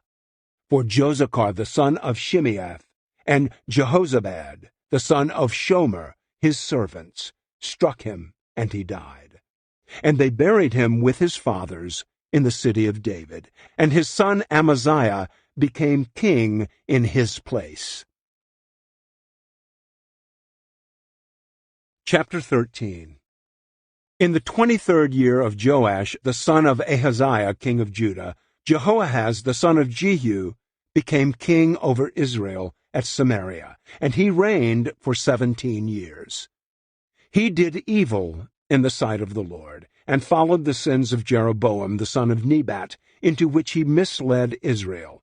He did not turn from them. So the anger of the Lord was kindled against Israel, and he continually handed them over to Hazael, king of Aram, and to Ben-Hadad, the son of Hazael. Then Jehoahaz appeased the Lord, and the Lord listened to him. For he saw the oppression of Israel, how the king of Aram oppressed them. And the Lord gave Israel a Savior, so that they escaped from under the hand of the Arameans, and the sons of Israel lived in their tents as previously. Nevertheless, they did not abandon the sins of the house of Jeroboam, into which he misled Israel. Rather, they walked in them, and the Asherah also remained standing in Samaria. For he left to Jehoahaz no more of the army than 50 horsemen, 10 chariots, and 10,000 infantry, because the king of Aram had eliminated them and made them like the dust at threshing. Now as for the rest of the acts of Jehoahaz, and all that he did, and his might, are they not written in the book of the Chronicles of the kings of Israel? And Jehoahaz lay down with his fathers, and they buried him in Samaria, and his son Joash became king in his place. In the 37th year of Joash king of Judah, Jehoash the son of Jehoahaz became king over Israel in Samaria, and he reigned for 16 years. He did evil in the sight of the Lord. He did not turn away from all the sins of Jeroboam, the son of Nebat, into which he misled Israel. Rather, he walked in them. Now as for the rest of the acts of Joash, and all that he did, and his might, with which he fought against Amaziah king of Judah, are they not written in the book of the Chronicles of the Kings of Israel? So Joash lay down with his fathers, and Jeroboam sat on his throne, and Joash was buried in Samaria with the kings of Israel. When Elisha became sick, with the illness of which he was to die, Joash the king of Israel came down to him, and wept over him, and said, my father, the chariots of Israel and its horsemen. And Elisha said to him, take a bow and arrows. So he took a bow and arrows. Then Elisha said to the king of Israel, lay your hand on the bow. And he laid his hand on it. Then Elisha put his hands on the king's hands, and he said, open the window toward the east. And he opened it. Then Elisha said, shoot. So he shot. And he said, the Lord's arrow of victory, and the arrow of victory over Aram. For you will defeat the Arameans at Aphek, until you have put an end to them. Then he said, take the arrows. And he took them. And he said to the king of Israel, strike the ground. And he struck it 3 times and stopped. Then the man of God became angry at him and said, you should have struck 5 or 6 times, then you would have struck Aram until you put an end to it. But now you shall strike Aram only 3 times. And Elisha died, and they buried him. Now the marauding bands of the Moabites would invade the land in the spring of the year. And as they were burying a man, behold, they saw a marauding band, and they threw the man into the grave of Elisha. And when the man touched the bones of Elisha, he revived, and stood up on his feet. Now Hazael king of Aram had oppressed Israel all the days of Jehoahaz. But the Lord was gracious to them, and had compassion on them, and turned to them because of his covenant with Abraham, Isaac, and Jacob. And he was unwilling to eliminate them or cast them away from his presence until now. When Hazael king of Aram died, his son Ben-Hadad became king in his place. Then Jehoash, the son of Jehoahaz, again took from the hand of Ben-Hadad, the son of Hazael, the cities which he had taken in war from the hand of his father Jehoahaz. 3 times Joash defeated him and recovered the cities of Israel. Chapter 14. In the 2nd year of Joash, son of Jehoahaz, king of Israel, Amaziah, the son of Joash, king of Judah, became king. He was 25 years old when he became king, and he reigned for 29 years in Jerusalem. And his mother's name was Jehoaddan of Jerusalem. He did what was right in the sight of the Lord, yet not like his father David. He acted in accordance with everything that his father Joash had done. Only the high places were not eliminated. The people still sacrificed and burned incense on the high places. Now it came about, as soon as the kingdom was firmly in his hand, that he killed his servants who had killed the king, his father. But he did not put the sons of the murderers to death, in obedience to what is written in the book of the law of Moses, as the Lord commanded, saying, the fathers shall not be put to death for the sons, nor the sons be put to death for the fathers, but each shall be put to death for his own sin. He killed 10,000 of the Edomites in the valley of Salt, and took Selah by war, and named it Joktheel, as it is to this day. Then Amaziah sent messengers to Jehoash, the son of Jehoahaz, son of Jehu, king of Israel, saying, come, let's face each other in combat. But Jehoash, king of Israel, sent messengers to Amaziah, king of Judah, saying, the thorn bush that was in Lebanon sent word to the cedar that was in Lebanon, saying, give your daughter to my son in marriage. but a wild animal that was in Lebanon passed by and trampled the thorn bush. You have indeed defeated Edom, and your heart is elated. Enjoy the glory and stay home. For why should you get involved in trouble so that you would fall, you and Judah with you? But Amaziah would not listen. So Jehoash, king of Israel, went up, and they faced each other, he and Amaziah, king of Judah, at Bethshemesh, which belongs to Judah. And Judah was defeated by Israel, and they fled, every man to his tent. Then Jehoash, king of Israel, captured Amaziah, king of Judah, the son of Jehoash, the son of Ahaziah, at Bethshemesh, and came to Jerusalem, and tore down the wall of Jerusalem from the gate of Ephraim to the corner gate, 400 cubits.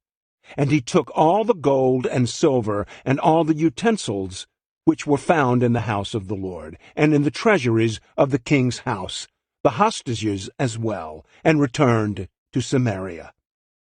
Now for the rest of the acts of Jehoash that he did, and his might, and how he fought with Amaziah king of Judah, are they not written in the book of the Chronicles of the kings of Israel?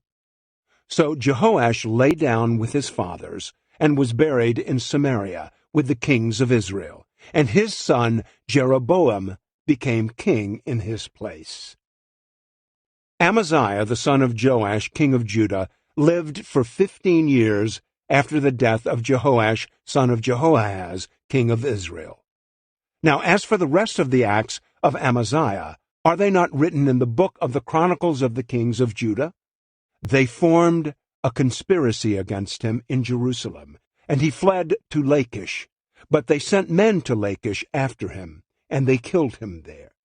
Then they carried him on horses, and he was buried in Jerusalem with his fathers in the city of David. And all the people of Judah took Azariah, who was 16 years old, and made him king in place of his father Amaziah. He built Elath, and restored it to Judah, after the king lay down with his fathers. In the 15th year of Amaziah, the son of Joash, king of Judah, Jeroboam, the son of Joash, king of Israel, became king in Samaria, and reigned for 41 years. He did evil in the sight of the Lord. He did not abandon all the sins of Jeroboam, the son of Nebat, into which he misled Israel. He restored the border of Israel from the entrance of Hamath as far as the sea of the Arabah, in accordance with the word of the Lord, the God of Israel, which he spoke through his servant Jonah, the son of Amittai, the prophet, who was from Gath-hepher. For the Lord saw the misery of Israel, which was very bitter. For there was neither bond nor free spared, nor was there any helper for Israel. Yet the Lord did not say that he would wipe out the name of Israel from under heaven, but he saved them by the hand of Jeroboam, the son of Joash. Now as for the rest of the acts of Jeroboam, and all that he did, and his might, how he fought and how he recovered for Israel Damascus and Hamath, which had belonged to Judah, are they not written in the book of the Chronicles of the kings of Israel? And Jeroboam lay down with his fathers, with the kings of Israel, and his son Zechariah became king in his place. Chapter 15. In the 27th year of Jeroboam king of Israel, Azariah, son of Amaziah, king of Judah, became king. He was 16 years old when he became king, and he reigned for 52 years in Jerusalem, and his mother's name was Jechaliah of Jerusalem. He did what was right in the sight of the Lord, in accordance with everything that his father Amaziah had done. Only the high places were not eliminated. The people still sacrificed and burned incense on the high places. And the Lord afflicted the king so that he had leprosy to the day of his death. And he lived in a separate house, while Jotham the king's son was in charge of the household, judging the people of the land. Now as for the rest of the acts of Azariah and all that he did, are they not written in the book of the Chronicles of the kings of Judah? And Azariah lay down with his fathers, and they buried him with his fathers in the city of David, and his son Jotham became king in his place. In the 38th year of Azariah, king of Judah, Zechariah the son of Jeroboam became king over Israel in Samaria for 6 months. He did evil in the sight of the Lord, just as his fathers had done. He did not desist from the sins of Jeroboam the son of Nebat, into which he misled Israel.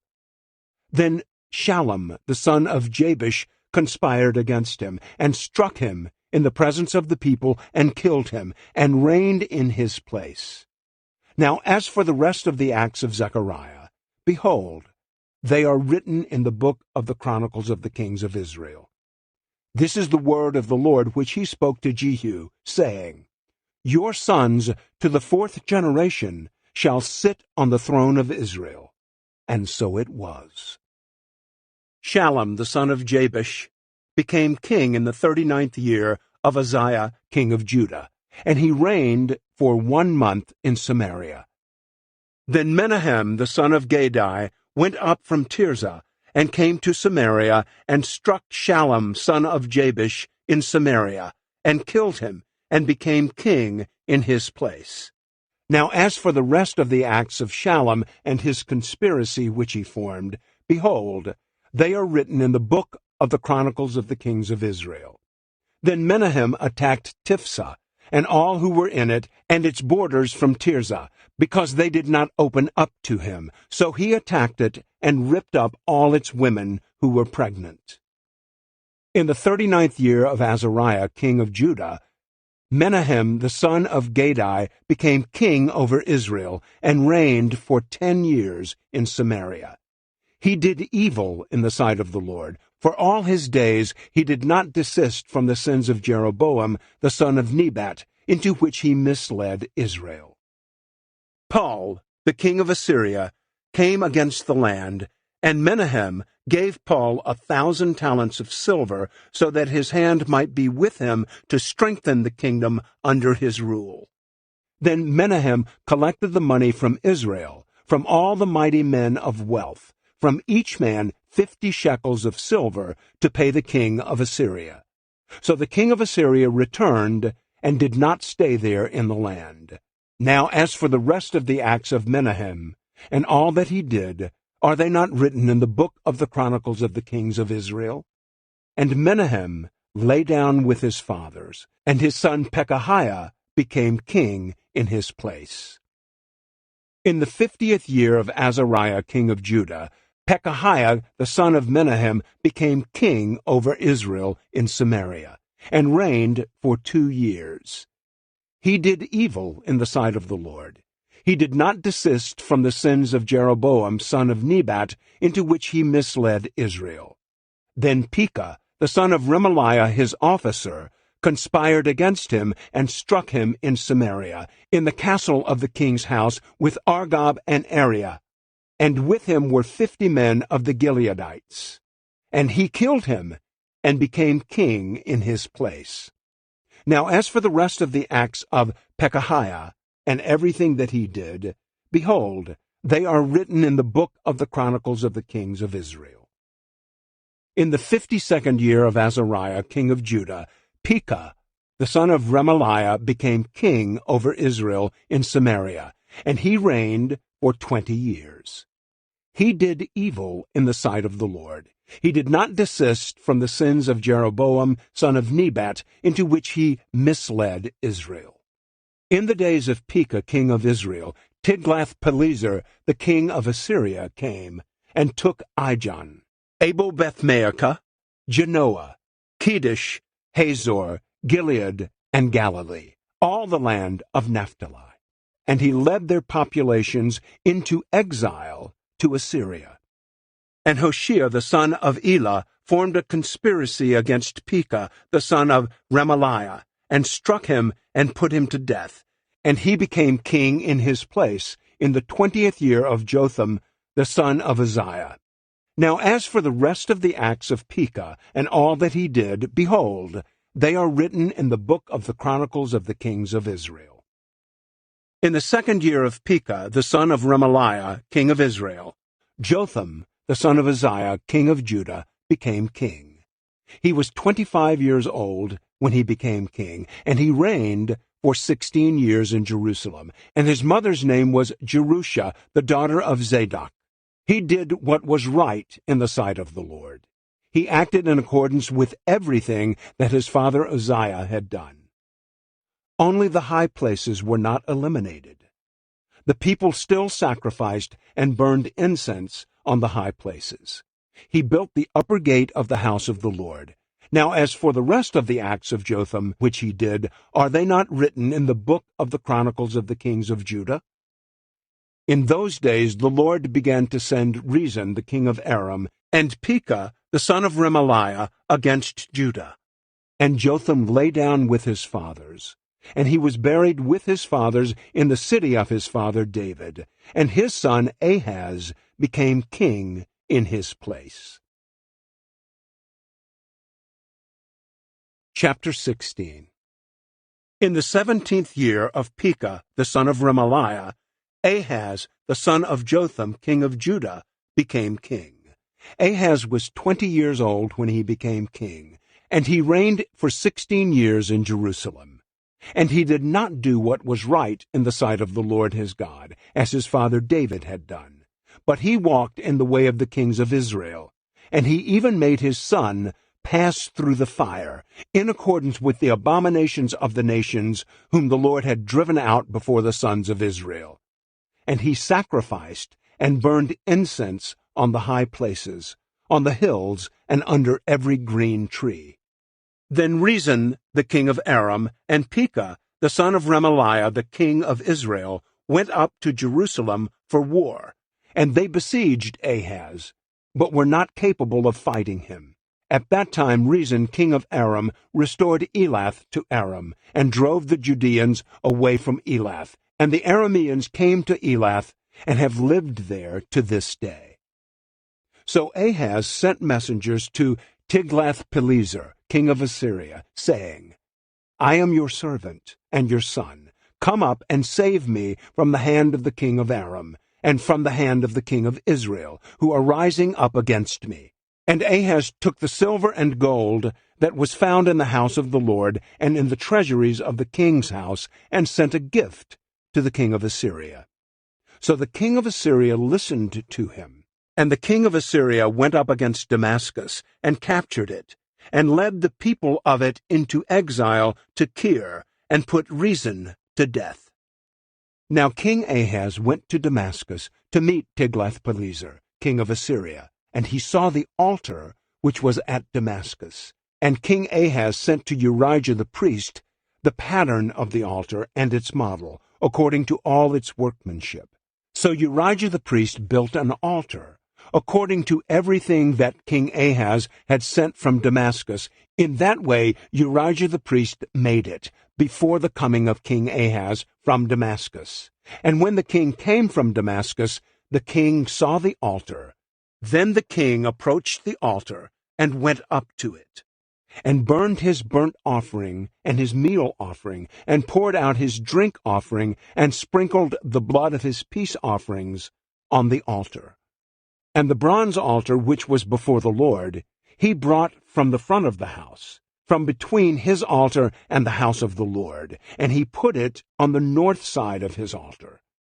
Then King Ahaz commanded Urijah the priest, saying, Upon the great altar burn the morning burnt offering, the evening meal offering, the king's burnt offering, and his meal offering, with the burnt offering of all the people of the land, their meal offering and their drink offerings, and sprinkle on it all the blood of the burnt offering and all the blood of the sacrifice.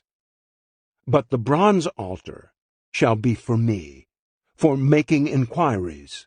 So Urijah the priest acted in accordance with everything that King Ahaz commanded. Then King Ahaz cut off the borders of the stands, and removed the wash basin from them. He also took down the sea from the bronze oxen which were under it, and put it on a pavement of stone. And the covered way for the Sabbath, which they had built in the house, and the outer entry of the king, he removed from the house of the Lord, because of the king of Assyria. Now as for the rest of the acts of Ahaz, which he did, are they not written in the book of the Chronicles of the kings of Judah? So Ahaz lay down with his fathers, and was buried with his fathers in the city of David, and his son Hezekiah reigned in his place. Chapter 17. In the 12th year of Ahaz king of Judah, Hoshea the son of Elah became king over Israel in Samaria, and reigned for 9 years. He did evil in the sight of the Lord, only not as the kings of Israel who preceded him. Shalmaneser, the king of Assyria, marched against him, and Hoshea became his servant, and paid him tribute. But the king of Assyria uncovered a conspiracy by Hoshea, who had sent messengers to So, king of Egypt, and had then brought no tribute to the king of Assyria, as he had done year by year. So the king of Assyria arrested him, and confined him in prison. Then the king of Assyria invaded the entire land, and went up to Samaria, and besieged it for 3 years. In the 9th year of Hoshea, the king of Assyria captured Samaria, and led the people of Israel into exile to Assyria, and settled them in Halah and Habor on the river of Gozan, and in the cities of the Medes. Now this came about because the sons of Israel had sinned against the Lord their God, who had brought them up from the land of Egypt, from under the hand of Pharaoh, king of Egypt, and they had feared other gods.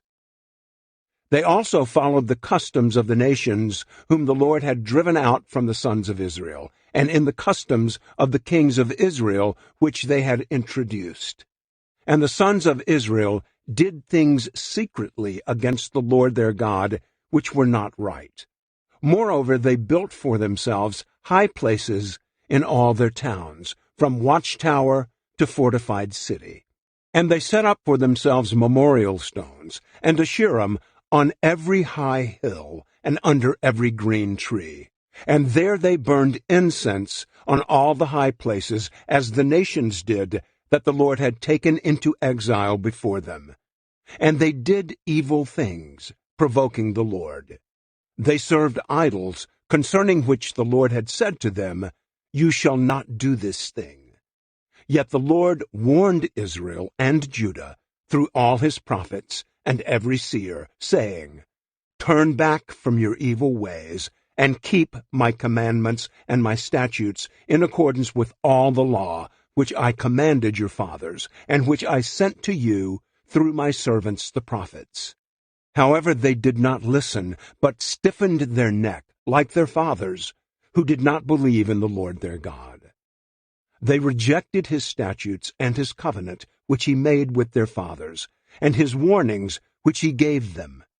And they followed idols, and became empty, and followed the nations that surrounded them, about which the Lord had commanded them not to do as they did.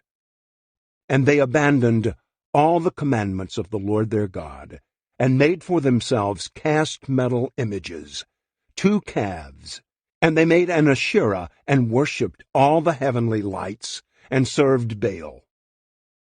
Then they made their sons and their daughters pass through the fire, and they practiced divination, and interpreting omens, and gave themselves over to do evil in the sight of the Lord, provoking him. So the Lord was very angry with Israel, and he removed them from his sight. No one was left except the tribe of Judah. Judah did not keep the commandments of the Lord their God either, but they followed the customs which Israel had introduced. So the Lord rejected all the descendants of Israel, and afflicted them, and handed them over to plunderers, until he had cast them out of his sight. When he had torn Israel from the house of David, they made Jeroboam the son of Nebat king. Then Jeroboam drove Israel away from following the Lord, and misled them into a great sin.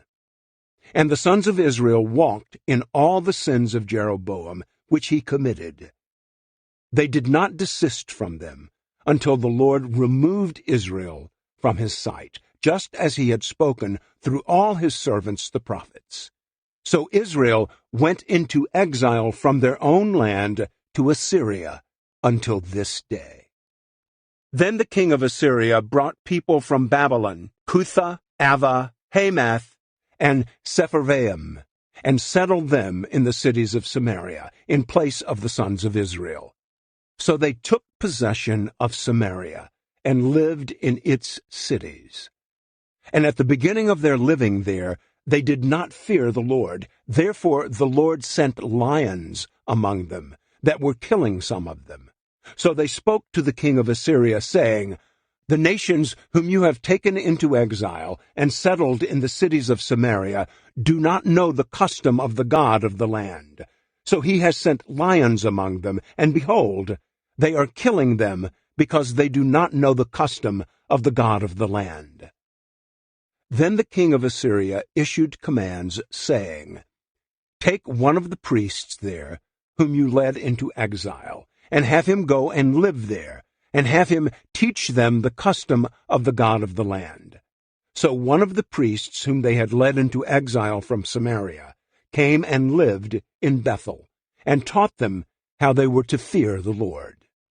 But every nation was still making gods of its own, and they put them in the houses of the high places which the people of Samaria had made, every nation in their cities in which they lived. The men of Babylon made Succoth-Benoth, the men of Cuth made Nergal, the men of Hamath made Ashima, and the Avites made Nibhaz and Tartak, and the Sepharvites were burning their children in the fire to Adramelech and Anamelech, the gods of Sepharvaim. They also feared the Lord, and appointed from their entire population priests of the high places, who acted for them in the houses of the high places. They feared the Lord, yet they were serving their own gods in accordance with the custom of the nations from among whom they had been taken into exile. To this day, they act in accordance with the earlier customs. They do not fear the Lord, nor do they follow their statutes, their ordinances, the law, or the commandments which the Lord commanded the sons of Jacob, whom he named Israel. The Lord made a covenant with them, and commanded them, saying, You shall not fear other gods, nor bow down to them, nor serve them, nor sacrifice to them. But the Lord who brought you up from the land of Egypt with great power, and with an outstretched arm, him you shall fear, and to him you shall bow down, and to him you shall sacrifice. And the statutes, the ordinances, the law, and the commandment which he wrote for you, you shall take care to do always, and you shall not fear other gods. The covenant that I have made with you, you shall not forget, nor shall you fear other gods. But you shall fear the Lord your God, and he will save you from the hand of all your enemies. However, they did not listen, but they kept acting in accordance with their earlier custom. So while these nations feared the Lord, they also served their idols, their children likewise, and their grandchildren, just as their fathers did. They do to this day.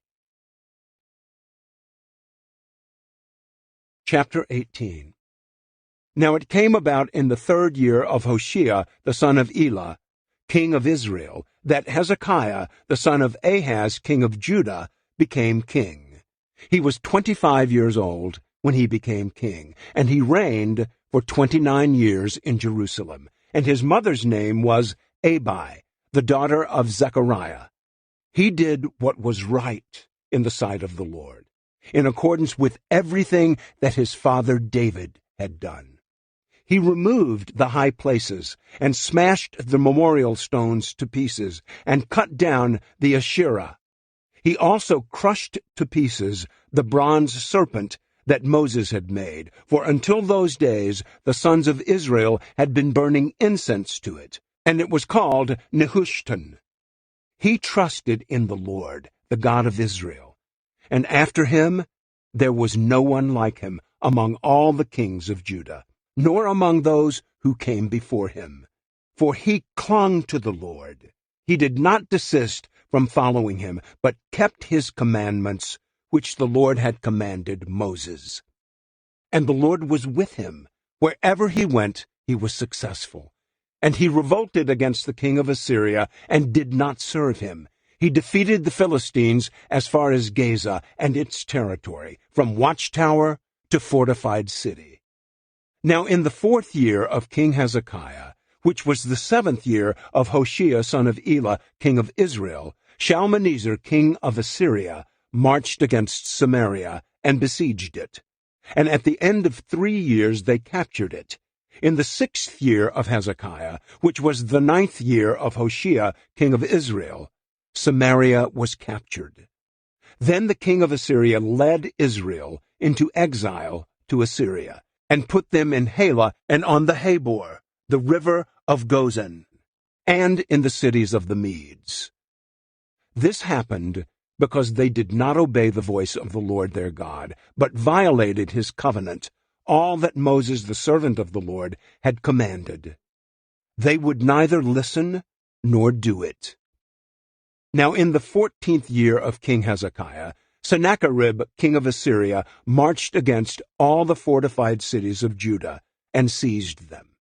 Then Hezekiah king of Judah sent messengers to the king of Assyria at Lachish, saying, I have done wrong. Withdraw from me. Whatever you impose on me, I will endure. So the king of Assyria imposed on Hezekiah king of Judah the payment of 300 talents of silver and 30 talents of gold. Hezekiah then gave him all the silver that was found in the house of the Lord, and in the treasuries of the king's house. At that time Hezekiah cut off the gold from the doors of the temple of the Lord, and from the doorposts, which Hezekiah king of Judah had overlaid, and he gave it to the king of Assyria. Then the king of Assyria sent Tartan, Rabsaris, and Rabshakeh from Lachish to King Hezekiah, with a large army to Jerusalem. So they went up and came to Jerusalem. And when they went up, they came and stood by the conduit of the upper pool, which is on the road of the fuller's field. Then they called to the king, and Eliakim the son of Hilkiah, who was in charge of the household, Shebna the scribe, and Joah the son of Asaph the secretary, went out to them. And Rabshakeh said to them, Say now to Hezekiah, This is what the great king, the king of Assyria, says. What is this confidence that you have? You say, But they are only empty words. I have a plan and strength for the war. Now on whom have you relied that you have revolted against me? Now behold, you have relied on the support of this broken reed, on Egypt, on which, if a man leans, it will go into his hand and pierce it. That is how Pharaoh, king of Egypt, is to all who rely on him.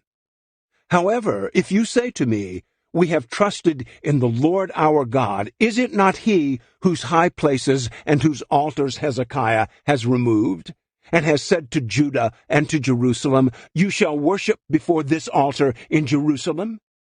Now then, come make a wager with my master the king of Assyria.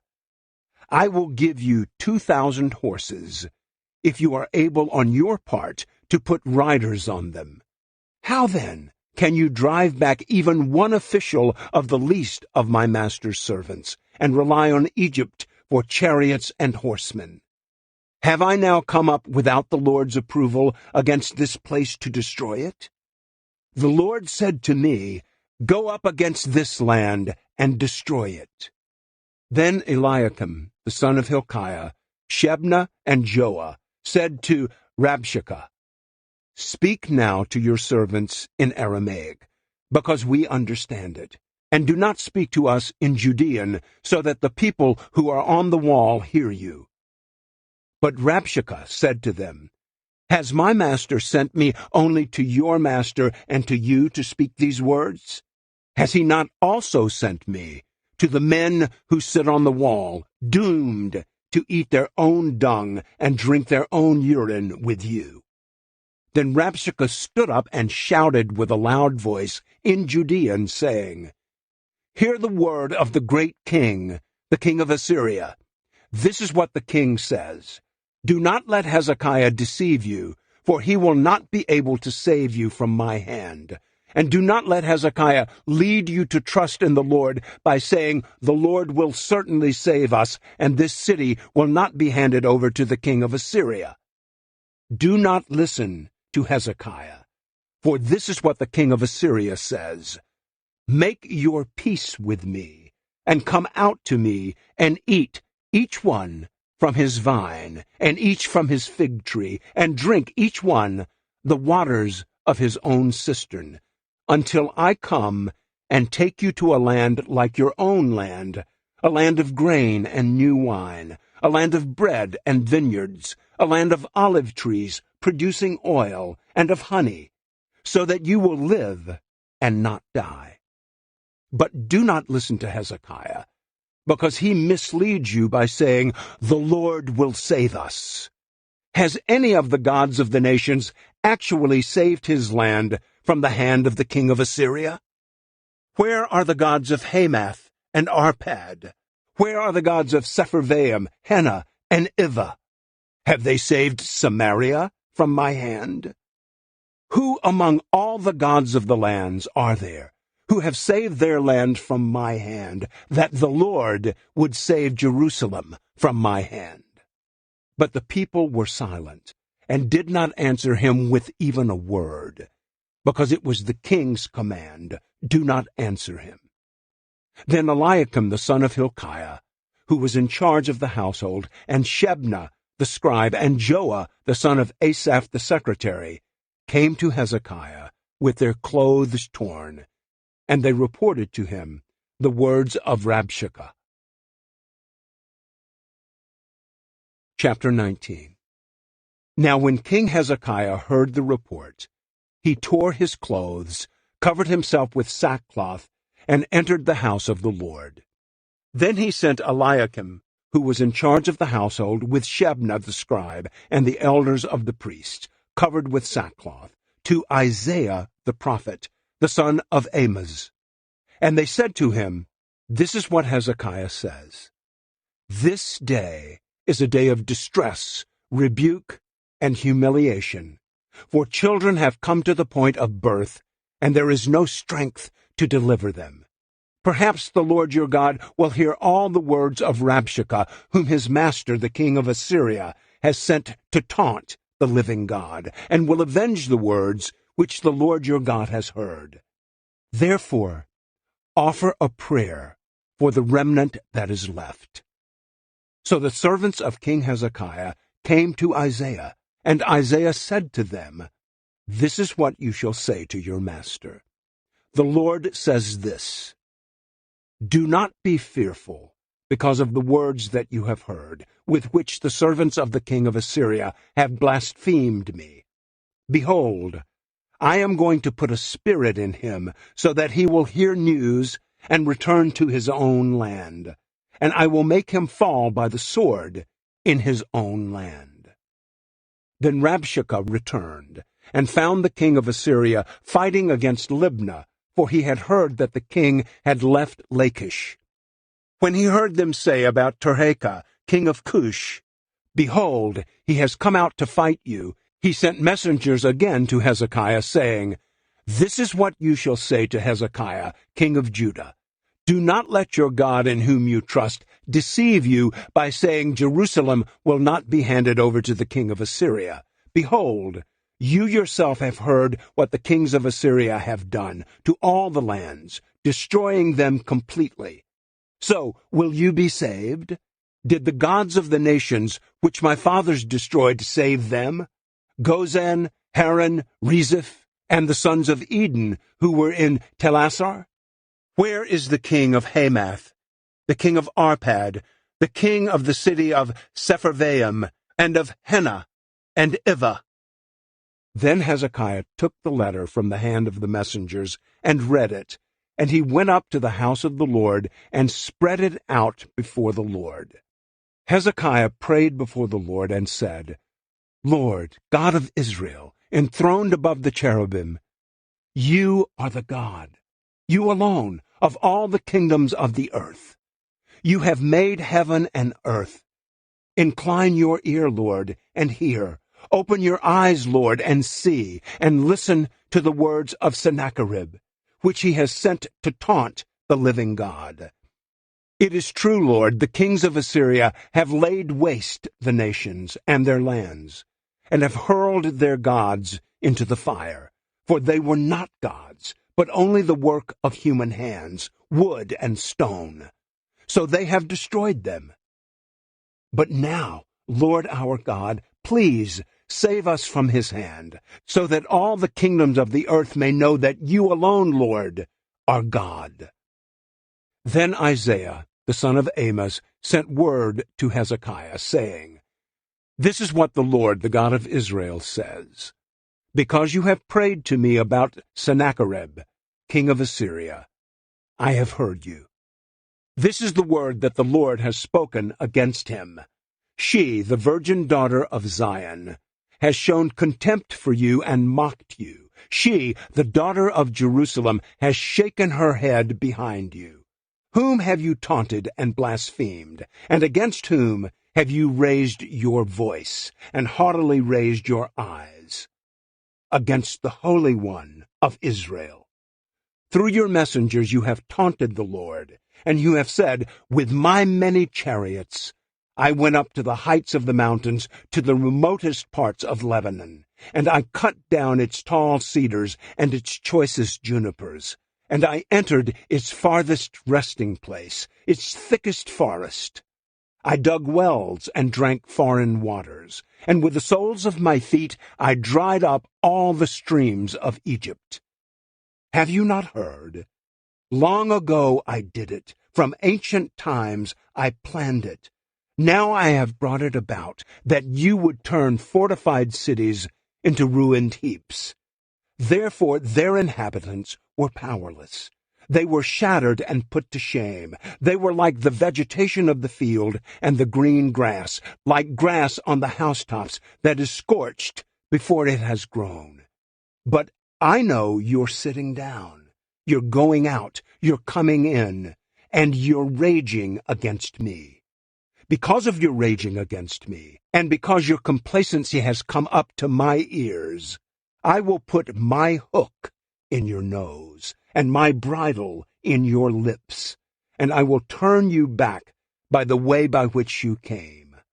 Then this shall be the sign for you.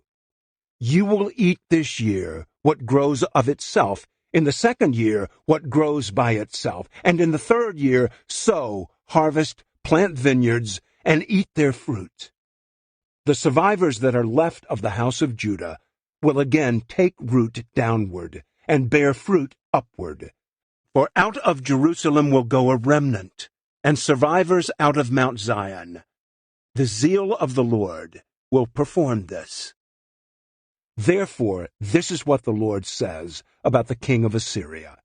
He will not come to this city, nor shoot an arrow there, and he will not come before it with a shield, nor heap up an assault ramp against it.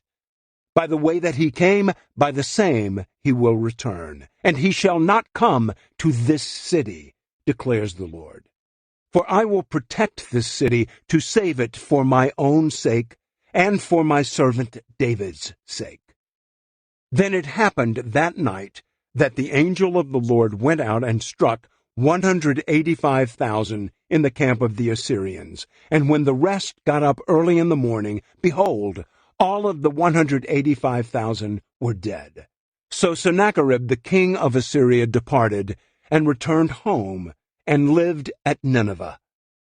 Then it came about, as he was worshipping in the house of Nisroch his god, that Adramelech and Sharezer killed him with the sword, and they escaped to the land of Ararat, and his son Esarhaddon became king in his place. Chapter 20.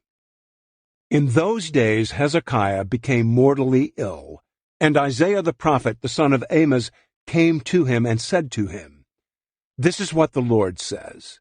Set your house in order, for you are going to die and not live. Then he turned his face to the wall and prayed to the Lord, saying, Please, Lord, just remember how I have walked before you wholeheartedly and in truth, and have done what is good in your sight. And Hezekiah wept profusely. And even before Isaiah had left the middle courtyard, the word of the Lord came to him, saying, Return, and say to Hezekiah, the leader of my people, This is what the Lord, the God of your father David, says. I have heard your prayer. I have seen your tears. Behold, I am going to heal you. On the third day you shall go up to the house of the Lord, and I will add 15 years to your life, and I will save you and this city from the hand of the king of Assyria. And I will protect this city for my own sake and for my servant David's sake. Then Isaiah said, Take a cake of figs. And they took it and placed it on the inflamed spot, and he recovered. Now Hezekiah said to Isaiah, What will be the sign that the Lord will heal me, and that I will go up to the house of the Lord on the third day? Isaiah said, This shall be the sign to you from the Lord, that the Lord will perform the word that he has spoken. Shall the shadow go forward 10 steps, or go back 10 steps? So Hezekiah said, It is easy for the shadow to decline 10 steps. No, but have the shadow turn backward 10 steps. Then Isaiah the prophet called out to the Lord, and he brought the shadow on the stairway back 10 steps, by which it had gone down on the stairway of Ahaz. At that time Berodach-Baladan, a son of Baladan, king of Babylon, sent letters and a gift to Hezekiah, because he heard that Hezekiah had been sick. And Hezekiah listened to them, and showed them all his treasure house, the silver, the gold, the balsam oil, the scented oil, the house of his armor, and everything that was found in his treasuries. There was nothing in his house, nor in all his realm, that Hezekiah did not show them. Then Isaiah the prophet came to King Hezekiah, and said to him, What did these men say, and from where have they come to you? And Hezekiah said, They have come from a far country, from Babylon. Isaiah said, What have they seen in your house? So Hezekiah answered, They have seen everything that is in my house. There is nothing among my treasuries that I have not shown them. Then Isaiah said to Hezekiah, Hear the word of the Lord. Behold, the days are coming when everything that is in your house and what your fathers have stored up to this day will be carried to Babylon. Nothing will be left, says the Lord. And some of your sons who will come from you, whom you will father, will be taken away, and they will become officials in the palace of the king of Babylon. Then Hezekiah said to Isaiah, The word of the Lord which you have spoken is good. For he thought, Is it not good if there will be peace and security in my days? Now the rest of the acts of Hezekiah, and all his might, and how he constructed the pool and the conduit, and brought water into the city, are they not written in the book of the Chronicles of the kings of Judah? So Hezekiah lay down with his fathers, and his son Manasseh became king in his place. Chapter 21. Manasseh was 12 years old when he became king, and he reigned for 55 years in Jerusalem, and his mother's name was Hephzibah. He did evil in the sight of the Lord, in accordance with the abominations of the nations whom the Lord dispossessed before the sons of Israel. For he rebuilt the high places which his father Hezekiah had destroyed, and he erected altars for Baal, and made an Asherah, just as Ahab, king of Israel, had done. And he worshipped all the heavenly lights, and served them. And he built altars in the house of the Lord, of which the Lord had said, In Jerusalem I will put my name. He built altars for all the heavenly lights in the 2 courtyards of the house of the Lord. And he made his son pass through the fire, interpreted signs, practiced divination, and used mediums and spiritists. He did great evil in the sight of the Lord, provoking him to anger. Then he put the carved image of Asherah that he had made in the house of which the Lord had said to David and to his son Solomon, "In this house and in Jerusalem, which I have chosen from all the tribes of Israel, I will put my name forever, and I will not make the feet of Israel wander any more from the land which I gave their fathers, if only they will take care to act in accordance with everything that I have commanded them, and with all the law that my servant Moses commanded them." But they did not listen, and Manasseh encouraged them to do evil, more than the nations whom the Lord eliminated from the presence of the sons of Israel. Now the Lord spoke through his servants the prophets, saying, "Since Manasseh, king of Judah, has committed these abominations, having done more evil than all that the Amorites did who were before him, and has also misled Judah into sin with his idols. Therefore, this is what the Lord, the God of Israel, says, Behold, I am bringing such a disaster on Jerusalem and Judah that whoever hears about it, both of his ears will ring. I will stretch over Jerusalem the line of Samaria and the plummet of the house of Ahab, and I will wipe Jerusalem clean, just as one wipes a bowl, wiping it and turning it upside down. And I will abandon the remnant of my inheritance and hand them over to their enemies, and they will become as plunder and spoils to all their enemies, because they have done evil in my sight, and have been provoking me to anger since the day their fathers came from Egypt, even to this day.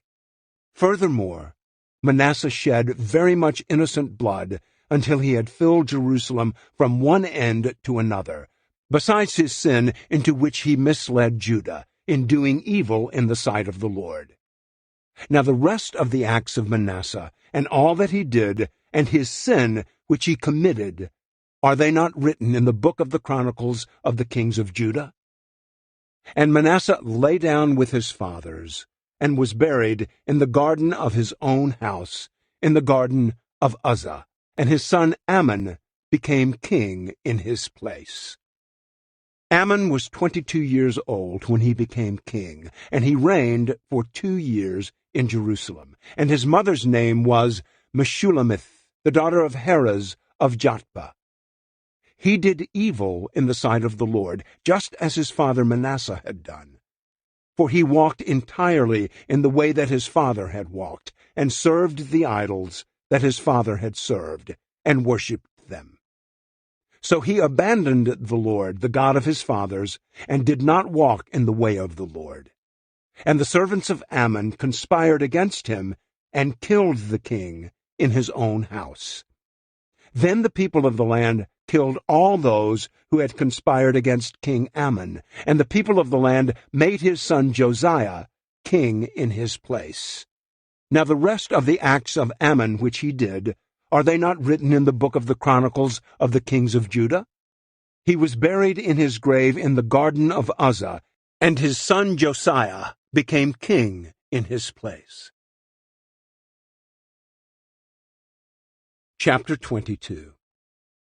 Josiah was 8 years old when he became king, and he reigned for 31 years in Jerusalem. And his mother's name was Jedidah, the daughter of Adaiah of Bozkath. He did what was right in the sight of the Lord, and walked entirely in the way of his father David, and did not turn aside to the right or to the left. Now in the 18th year of King Josiah, the king sent Shaphan, the son of Azaliah, the son of Meshullam, the scribe, to the house of the Lord, saying, Go up to Hilkiah the high priest, and have him count all the money brought into the house of the Lord, which the doorkeepers have collected from the people, and have them hand it over to the workmen who have the oversight of the house of the Lord, and have them give it to the workmen who are in the house of the Lord to repair the damage to the house, to the carpenters, the builders, the masons, and for buying timber and cut stone to repair the house. However, no accounting shall be made with them for the money handed over to them, because they deal honestly. Then Hilkiah the high priest said to Shaphan the scribe, I have found the book of the law in the house of the Lord. And Hilkiah gave the book to Shaphan, who read it. Then Shaphan the scribe came to the king and brought back word to the king and said, Your servants have emptied out the money that was found in the house and have handed it over to the workmen who have the oversight of the house of the Lord. Moreover, Shaphan the scribe informed the king, saying, Hilkiah the priest has given me a book. And Shaphan read it in the presence of the king. When the king heard the words of the book of the law, he tore his clothes.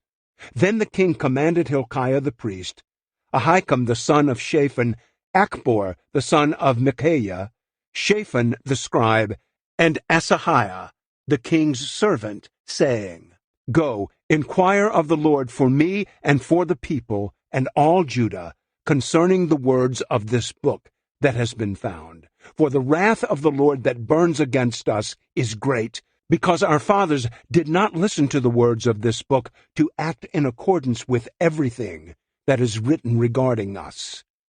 So Hilkiah the priest, Ahikam, Achbor, Shaphan, and Asahiah went to Huldah, the prophetess, the wife of Shallum, the son of Tikvah, the son of Harhaz, keeper of the wardrobe. And she lived in Jerusalem in the 2nd quarter. And they spoke to her. Then she said to them, This is what the Lord, the God of Israel, says. Tell the man who sent you to me, this is what the Lord says. Behold, I am going to bring disaster on this place and on its inhabitants, all the words of the book which the king of Judah has read, since they have abandoned me, and have burned incense to other gods, so that they may provoke me to anger with all the work of their hands. My wrath burns against this place, and it shall not be quenched. But to the king of Judah, who sent you to inquire of the Lord, this is what you shall say to him. This is what the Lord, the God of Israel, says. Regarding the words which you have heard, since your heart was tender, and you humbled yourself before the Lord when you heard what I spoke against this place and against its inhabitants, that they would become an object of horror and a curse, and you have torn your clothes and wept before me. I have indeed heard you, declares the Lord. Therefore, behold, I am going to gather you to your fathers, and you will be gathered to your grave in peace, and your eyes will not look at all the devastation that I am going to bring on this place. So they brought back word to the king. Chapter 23. Then the king sent messengers, and they gathered to him all the elders of Judah and Jerusalem. And the king went up to the house of the Lord, and every man of Judah, and all the inhabitants of Jerusalem with him, and the priests, the prophets, and all the people, from the small to the great. And he read in their presence all the words of the book of the covenant, which was found in the house of the Lord. And the king stood by the pillar, and made a covenant before the Lord, to walk after the Lord, and to keep his commandments, his provisions, and his statutes with all his heart and all his soul, to carry out the words of this covenant that were written in this book. And all the people entered into the covenant. Then the king commanded Hilkiah the high priest, the priests of the 2nd order, and the doorkeepers to bring out of the temple of the Lord all the utensils that had been made for Baal, for Asherah, and for all the heavenly lights. And he burned them outside Jerusalem in the fields of the Kidron Valley, and carried their ashes to Bethel. Then he did away with the idolatrous priests whom the kings of Judah had appointed to burn incense on the high places in the cities of Judah and in the surrounding area of Jerusalem, as well as those who burned incense to Baal, to the sun, to the moon, to the constellations, and to all the remaining heavenly lights.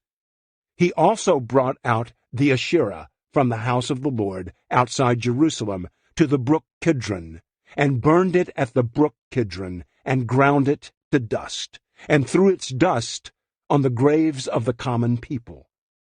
And he tore down the cubicles of the male cult prostitutes, which were in the house of the Lord, where the women were weaving hangings for the Asherah. Then he brought all the priests from the cities of Judah, and defiled the high places where the priests had burned incense, from Geba to Beersheba. And he tore down the high places of the gates that were at the entrance of the gate of Joshua, the governor of the city, which were on one's left at the city gate. Nevertheless, the priests of the high places did not go up to the altar of the Lord in Jerusalem, but they ate unleavened bread among their brothers. He also defiled Topheth, which is in the valley of the son of Hinnom, so that no one would make his son or his daughter pass through the fire for Molech. And he did away with the horses that the kings of Judah had given to the sun at the entrance of the house of the Lord, by the chamber of Nathan-Melech the official, which was at the covered courtyard. And he burned the chariots of the sun with fire. The king also tore down the altars that were on the roof, the upper chamber of Ahaz, which the kings of Judah had made, and the altars which Manasseh had made in the two courtyards of the house of the Lord. And he smashed them there, and threw their dust into the brook Kidron. And the king defiled the high places that were opposite Jerusalem, which were on the right of the mount of destruction, which Solomon the king of Israel had built for Ashtoreth, the abomination of the Sidonians, for Chemosh, the abomination of Moab, and for Milcom, the abomination of the sons of Ammon. He also smashed to pieces the memorial stones, and cut down the Asherim, and filled their places with human bones. Furthermore, the altar that was at Bethel, and the high place which Jeroboam the son of Nebat, who misled Israel into sin, had made, even that altar and the high place he tore down. Then he burned the high place, ground the remains to dust, and burned the Asherah. Now when Josiah turned, he saw the graves that were there on the mountain, and he sent men, and took the bones from the graves, and burned them on the altar, and defiled it in accordance with the word of the Lord, which the man of God proclaimed, the one who proclaimed these things. Then he said, "What is this gravestone there that I see?" And the men of the city told him, "It is the grave of the man of God who came from Judah, and proclaimed these things which you have done against the altar of Bethel." And he said, "Leave him alone. No one is to disturb his bones." So they left his bones undisturbed, with the bones of the prophet who came from Samaria. Then Josiah also removed all the houses of the high places which were in the cities of Samaria, which the kings of Israel had constructed, provoking the Lord to anger. And he did to them just as he had done in Bethel. And he slaughtered all the priests of the high places who were there on the altars, and burned human bones on them. Then he returned to Jerusalem. Then the king commanded all the people, saying, "Celebrate the Passover to the Lord your God, as it is written in this book of the covenant." Truly such a Passover had not been celebrated since the days of the judges who judged Israel, nor in all the days of the kings of Israel and the kings of Judah. But in the 18th year of King Josiah, this Passover was celebrated to the Lord in Jerusalem. Moreover, Josiah removed the mediums, the spiritists, the household idols, the idols, and all the abominations that were seen in the land of Judah and in Jerusalem, so that he might fulfill the words of the law which were written in the book that Hilkiah the priest found in the house of the Lord. Before him there was no king like him, who turned to the Lord with all his heart, all his soul and all his might, in conformity to all the law of Moses, nor did any like him arise after him. Nevertheless, the Lord did not turn from the fierceness of his great wrath, with which his anger burned against Judah, because of all the provocations with which Manasseh had provoked him.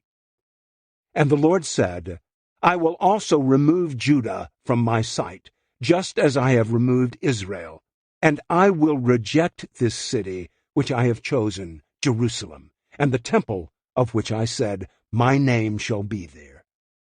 Now the rest of the acts of Josiah, and all that he did, are they not written in the book of the Chronicles of the kings of Judah? In his days, Pharaoh Necho, king of Egypt, went up to the king of Assyria at the river Euphrates, and King Josiah went to meet him. And when Pharaoh Necho saw him, he killed him at Megiddo. His servants carried his body in a chariot from Megiddo, and brought him to Jerusalem, and buried him in his own tomb. Then the people of the land took Jehoahaz, the son of Josiah, and anointed him, and made him king in place of his father. Jehoahaz was 23 years old when he became king, and he reigned for 3 months in Jerusalem. And his mother's name was Hamutal, the daughter of Jeremiah of Libnah. He did evil in the sight of the Lord, in accordance with all that his forefathers had done. And Pharaoh Necho imprisoned him at Riblah in the land of Hamath, so that he would not reign in Jerusalem, and he imposed on the land a fine of 100 talents of silver and a talent of gold.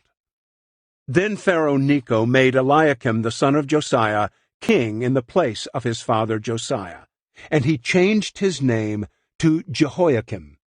But he took Jehoahaz and brought him to Egypt, and he died there. So Jehoiakim gave the silver and gold to Pharaoh, but he assessed the land in order to give the money at the command of Pharaoh. He collected the silver and gold from the people of the land, each according to his assessment, to give to Pharaoh Necho. Jehoiakim was 25 years old when he became king, and he reigned for 11 years in Jerusalem. And his mother's name was Zebidah, the daughter of Pedaiah of Rumah. He did evil in the sight of the Lord, in accordance with all that his forefathers had done. Chapter 24. In his days Nebuchadnezzar, king of Babylon, came up, and Jehoiakim became his servant for 3 years. Then he turned and revolted against him, and the Lord sent against him bands of Chaldeans, bands of Arameans, bands of Moabites, and bands of Ammonites. He sent them against Judah to destroy it, in accordance with the word of the Lord, which he had spoken through his servants the prophets. It indeed came upon Judah at the command of the Lord, to remove them from his sight due to the sins of Manasseh, in accordance with everything that he had done, and also for the innocent blood which he shed, for he filled Jerusalem with innocent blood, and the Lord was unwilling to forgive. Now the rest of the acts of Jehoiakim, and all that he did, are they not written in the book of the Chronicles of the kings of Judah? So Jehoiakim lay down with his fathers, and his son Jehoiakim became king in his place. Now the king of Egypt did not come out of his land again, because the king of Babylon had taken everything that belonged to the king of Egypt, from the brook of Egypt to the river Euphrates. Jehoiakim was 18 years old when he became king, and he reigned for 3 months in Jerusalem. And his mother's name was Nehushta, the daughter of Elnathan of Jerusalem.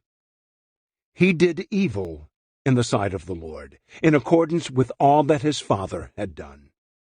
At that time the servants of Nebuchadnezzar, the king of Babylon, went up to Jerusalem, and the city came under siege. And Nebuchadnezzar, the king of Babylon, came to the city while his servants were besieging it. Then Jehoiakim, the king of Judah, went out to the king of Babylon, he, his mother, his servants, his commanders, and his officials. And the king of Babylon took him prisoner in the 8th year of his reign. He also brought out from there all the treasures of the house of the Lord, and the treasures of the king's house, and he smashed all the articles of gold that Solomon king of Israel had made in the temple of the Lord, just as the Lord had said. Then he led into exile all the people of Jerusalem, and all the commanders, and all the valiant warriors, 10,000 exiles, and all the craftsmen and the smiths. None were left except the poorest people of the land. So he led Jehoiakim into exile to Babylon. Also the king's mother, the king's wives, and his officials, and the leading men of the land, he led into exile from Jerusalem to Babylon. And all the valiant men, 7,000, and the craftsmen and the smiths, 1,000, all strong and fit for war. These too the king of Babylon brought into exile to Babylon. Then the king of Babylon made his uncle Mattaniah king in his place, and changed his name to Zedekiah. Zedekiah was 21 years old when he became king, and he reigned for 11 years in Jerusalem, and his mother's name was Hamutal, the daughter of Jeremiah of Libnah. He did evil in the sight of the Lord, in accordance with everything that Jehoiakim had done. For it was due to the anger of the Lord that this happened in Jerusalem and Judah, until he cast them out of his presence. And Zedekiah revolted against the king of Babylon. Chapter 25. Now in the 9th year of his reign, on the 10th day of the 10th month, Nebuchadnezzar, the king of Babylon, came. He and all his army against Jerusalem, camped against it, and built a siege wall all around it. So the city was under siege until the 11th year of King Zedekiah. On the 9th day of the 4th month, the famine was so severe in the city that there was no food for the people of the land. Then the city was broken into, and all the men of war fled by night by way of the gate between the two walls that were beside the king's garden, though the Chaldeans were all around the city. And they went by way of the Arabah. But the army of the Chaldeans pursued the king and overtook him in the plains of Jericho, and all his army was scattered from him. Then they captured the king and brought him up to the king of Babylon at Riblah, and he passed sentence on him. And they slaughtered the sons of Zedekiah before his eyes, then put out Zedekiah's eyes, and bound him with bronze shackles, and brought him to Babylon. Now on the 7th day of the 5th month, which was the 19th year of King Nebuchadnezzar, king of Babylon, Nebuzaradan, the captain of the bodyguards, a servant of the king of Babylon, came to Jerusalem. And he burned the house of the Lord, the king's house, and all the houses of Jerusalem, even every great house he burned with fire. So all the army of the Chaldeans who were with the captain of the bodyguards tore down the walls around Jerusalem. Then Nebuzaradan, the captain of the bodyguards, led into exile the rest of the people who were left in the city, and the deserters who had deserted to the king of Babylon, and the rest of the people. But the captain of the bodyguards left some of the poorest of the land to be vine dressers and farmers. Now the Chaldeans smashed to pieces the bronze pillars which were in the house of the Lord, and the stands and the bronze sea which were in the house of the Lord, and carried the bronze to Babylon.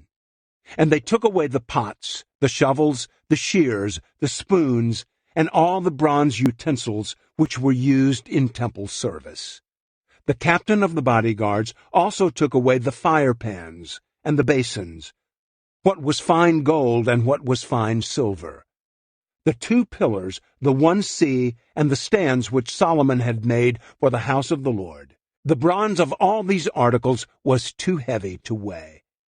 The height of the one pillar was 18 cubits, and a bronze capital was on it. The height of the capital was 3 cubits, with lattice work and pomegranates on the capital all around. all of bronze. And the second pillar was like these, same features, with lattice work. Then the captain of the bodyguards took Seraiah, the chief priest, and Zephaniah, the second priest, with the 3 doorkeepers. And from the city he took 1 official who was overseer of the men of war, and 5 of the king's advisers who were found in the city, and the scribe of the captain of the army who mustered the people of the land, and 60 men of the people of the land who were found in the city. Nebuzaradan, the captain of the bodyguards, took them and brought them to the king of Babylon at Riblah. Then the king of Babylon struck them down and put them to death at Riblah in the land of Hamath. So Judah went into exile from its land. Now as for the people who were left in the land of Judah, whom Nebuchadnezzar, king of Babylon, had left, he appointed Gedaliah the son of Ahikam, the son of Shaphan, over them. When all the captains of the forces, they and their men, heard that the king of Babylon had appointed Gedaliah governor, they came to Gedaliah at Mizpah, namely Ishmael the son of Nethaniah, Johanan the son of Kareah, Seraiah the son of Tanhumeth the Netophathite, and Jaazaniah the son of the Maacathite, they and their men. And Gedaliah swore to them and their men, and said to them, Do not be afraid of the servants of the Chaldeans. Live in the land and serve the king of Babylon, and it will go well for you. But it happened in the 7th month that Ishmael, the son of Nethaniah, the son of Elishama, of the royal family, came with 10 men and struck Gedaliah down, so that he died, along with the Jews and the Chaldeans, who were with him at Mizpah. Then all the people, from the small to the great, and the captains of the forces, set out and came to Egypt, for they were afraid of the Chaldeans.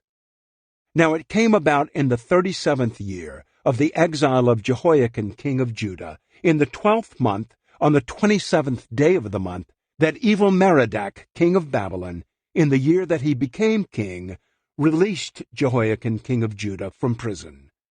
And he spoke kindly to him, and set his throne above the throne of the kings who were with him in Babylon.